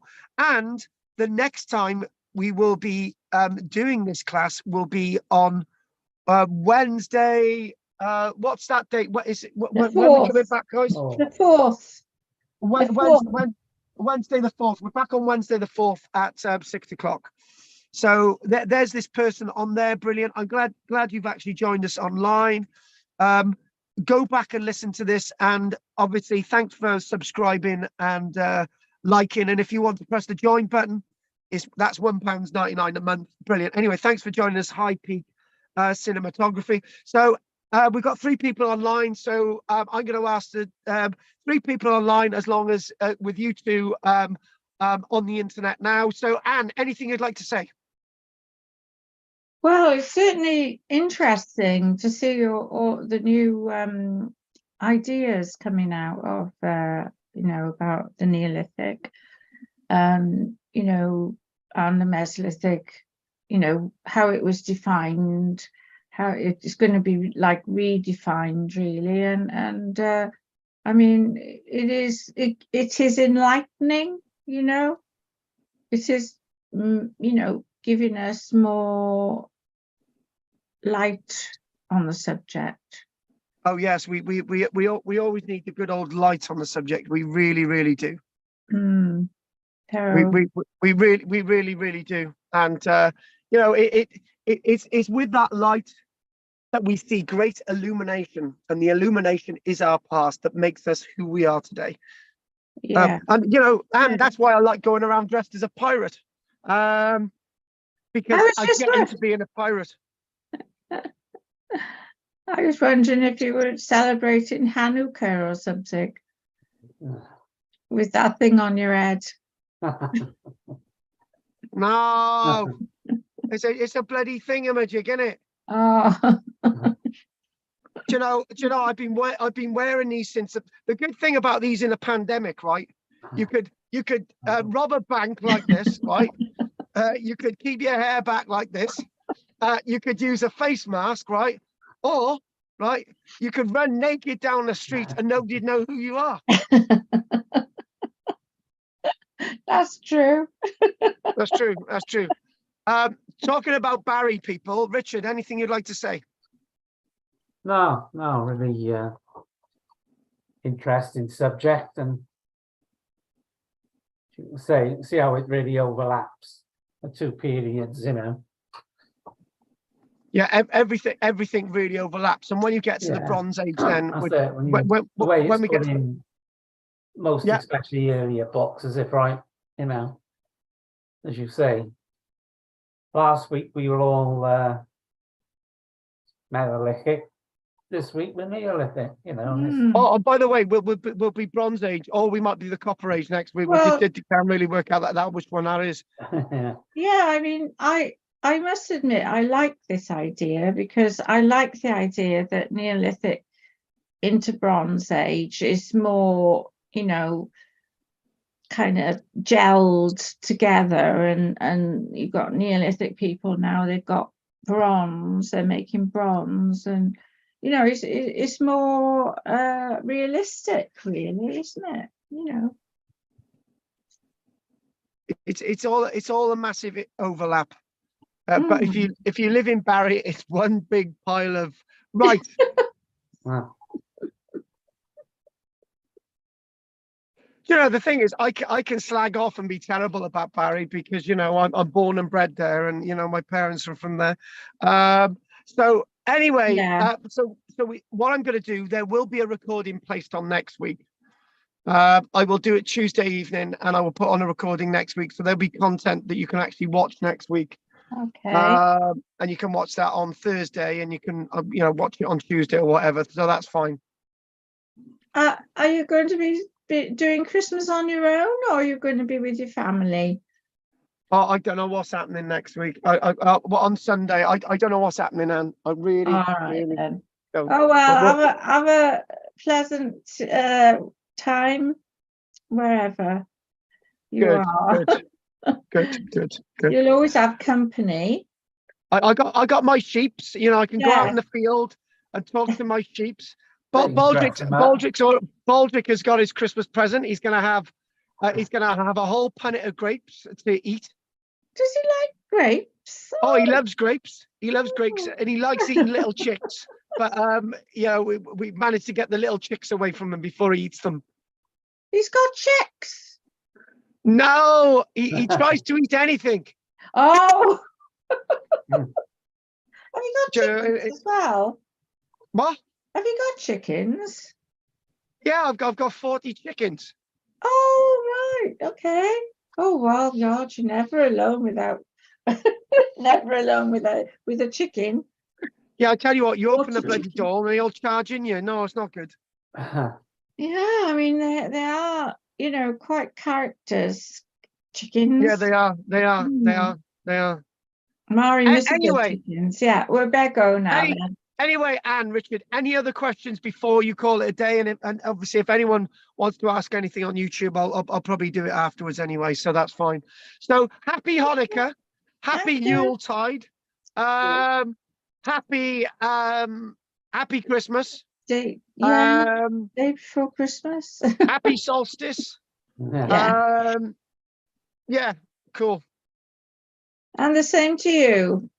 Yeah. And a partridge in And a a pear part. tree on the 5th day of Christmas. My true love said to me, 4 gold rings. I better shut up before I lose my voice. By the way, we've got 4 people watching on here now. Oh, they might. So Let's see. They might want to talk to you, Carl. I think they might want to talk to me. So I'll talk to them for a little bit longer. Yeah. So what I'll do, Might want to Richard come down for and Christmas. what's that? Is that the amount? Want to come down and spend Christmas with you? Yeah, well, Oh. did you know, Richard? Pauline's invited me over to your place on Christmas Day, and she's given me a key. Yeah, you'll have to, because we'll be at the pub. Yeah, that's the whole point. That's the whole point.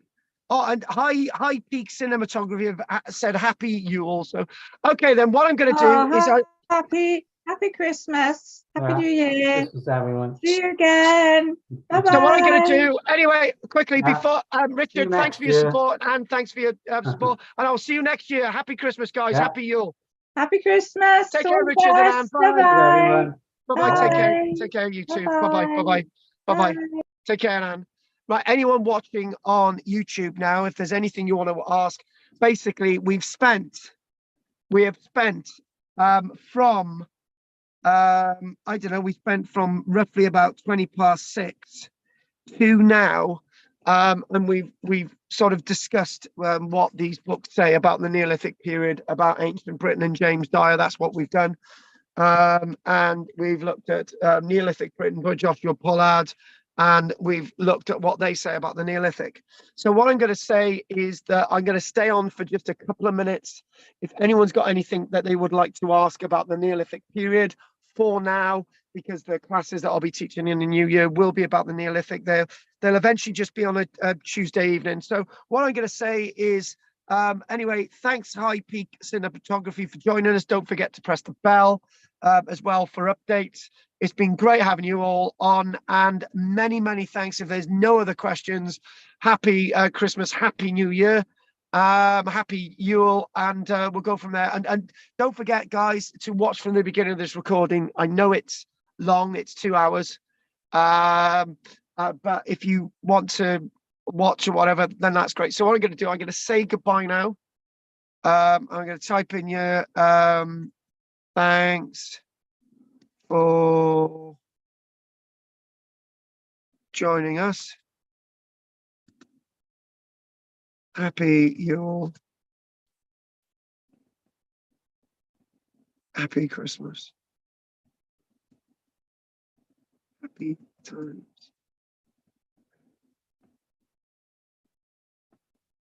I just wondered what your thoughts on Arbolo is. Me and my dad have just done a vid on it. Arbolo.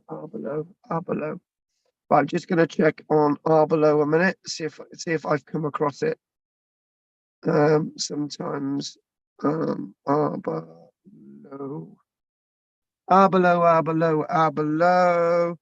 being asked on Arbolo. Oh, Arbolo, Stone Circle and Gib Hill Barrow. Oh my God, in Derbyshire, right? Arbolo. Oh my God, we got to quickly, we've got to show Arbolo on this. This is actually, I've not come across this site before, and ashamedly I've not, but I have got many years of experience in archaeology and my qualifications. So I'm just going to look at Arbolo now, and we're going to look at an image of Arbolo. Thanks for putting that on there. And That is an amazing location. Right, hang on. Arbolo. Arbolo. And what we're going to do. Ooh, Arbolo, good. That is an amazing site. What do I feel about Arbolo? Looking at that, from what I can see, a massive ditch dug around it, a massive outer bank, obviously an early henge monument, but there's something else going on there directly cut into the rock. Those standing stones, now the question is that I would ask is, were they ever standing stones?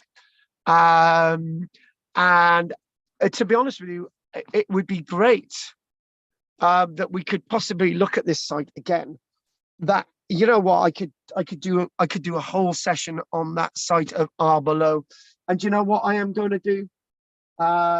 You know, I've got so much to look at the Neolithic, but I am going to do Arbolo in the new year, and we're gonna look at Arbolo.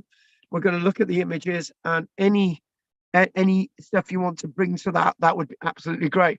And this is the question: were those standing stones ever standing? You could always assume that they were, but were they? And that is the question. Even having the stones there, why do stones have to be standing? But I love the massive ditch around there. So what we are going to do, I think what we are going to do now, numbers are tailing off. So anyway, thanks for your support. Again, don't forget to like and subscribe, everybody. And what we're going to do is we're going to call it a day. Thank you very much. Oh, I'm just going to double check. Stop sharing, and I'm going to double check to see if there's anything in the chat box. Anything in the chat box? Close, everyone. Nope, nothing in the chat box. There's nothing there. Let's go. Yeah, that would be great. Anyway, thank you. So, do you know what we will do? I'm going to do Arbolo in the new year. Oh, right, brilliant. I'm glad you sent me your email details. Anyway, High Peak Cinematography, and your dad. Hi, Merry Christmas, and thank you very much. I'm gonna go. Right. Thanks.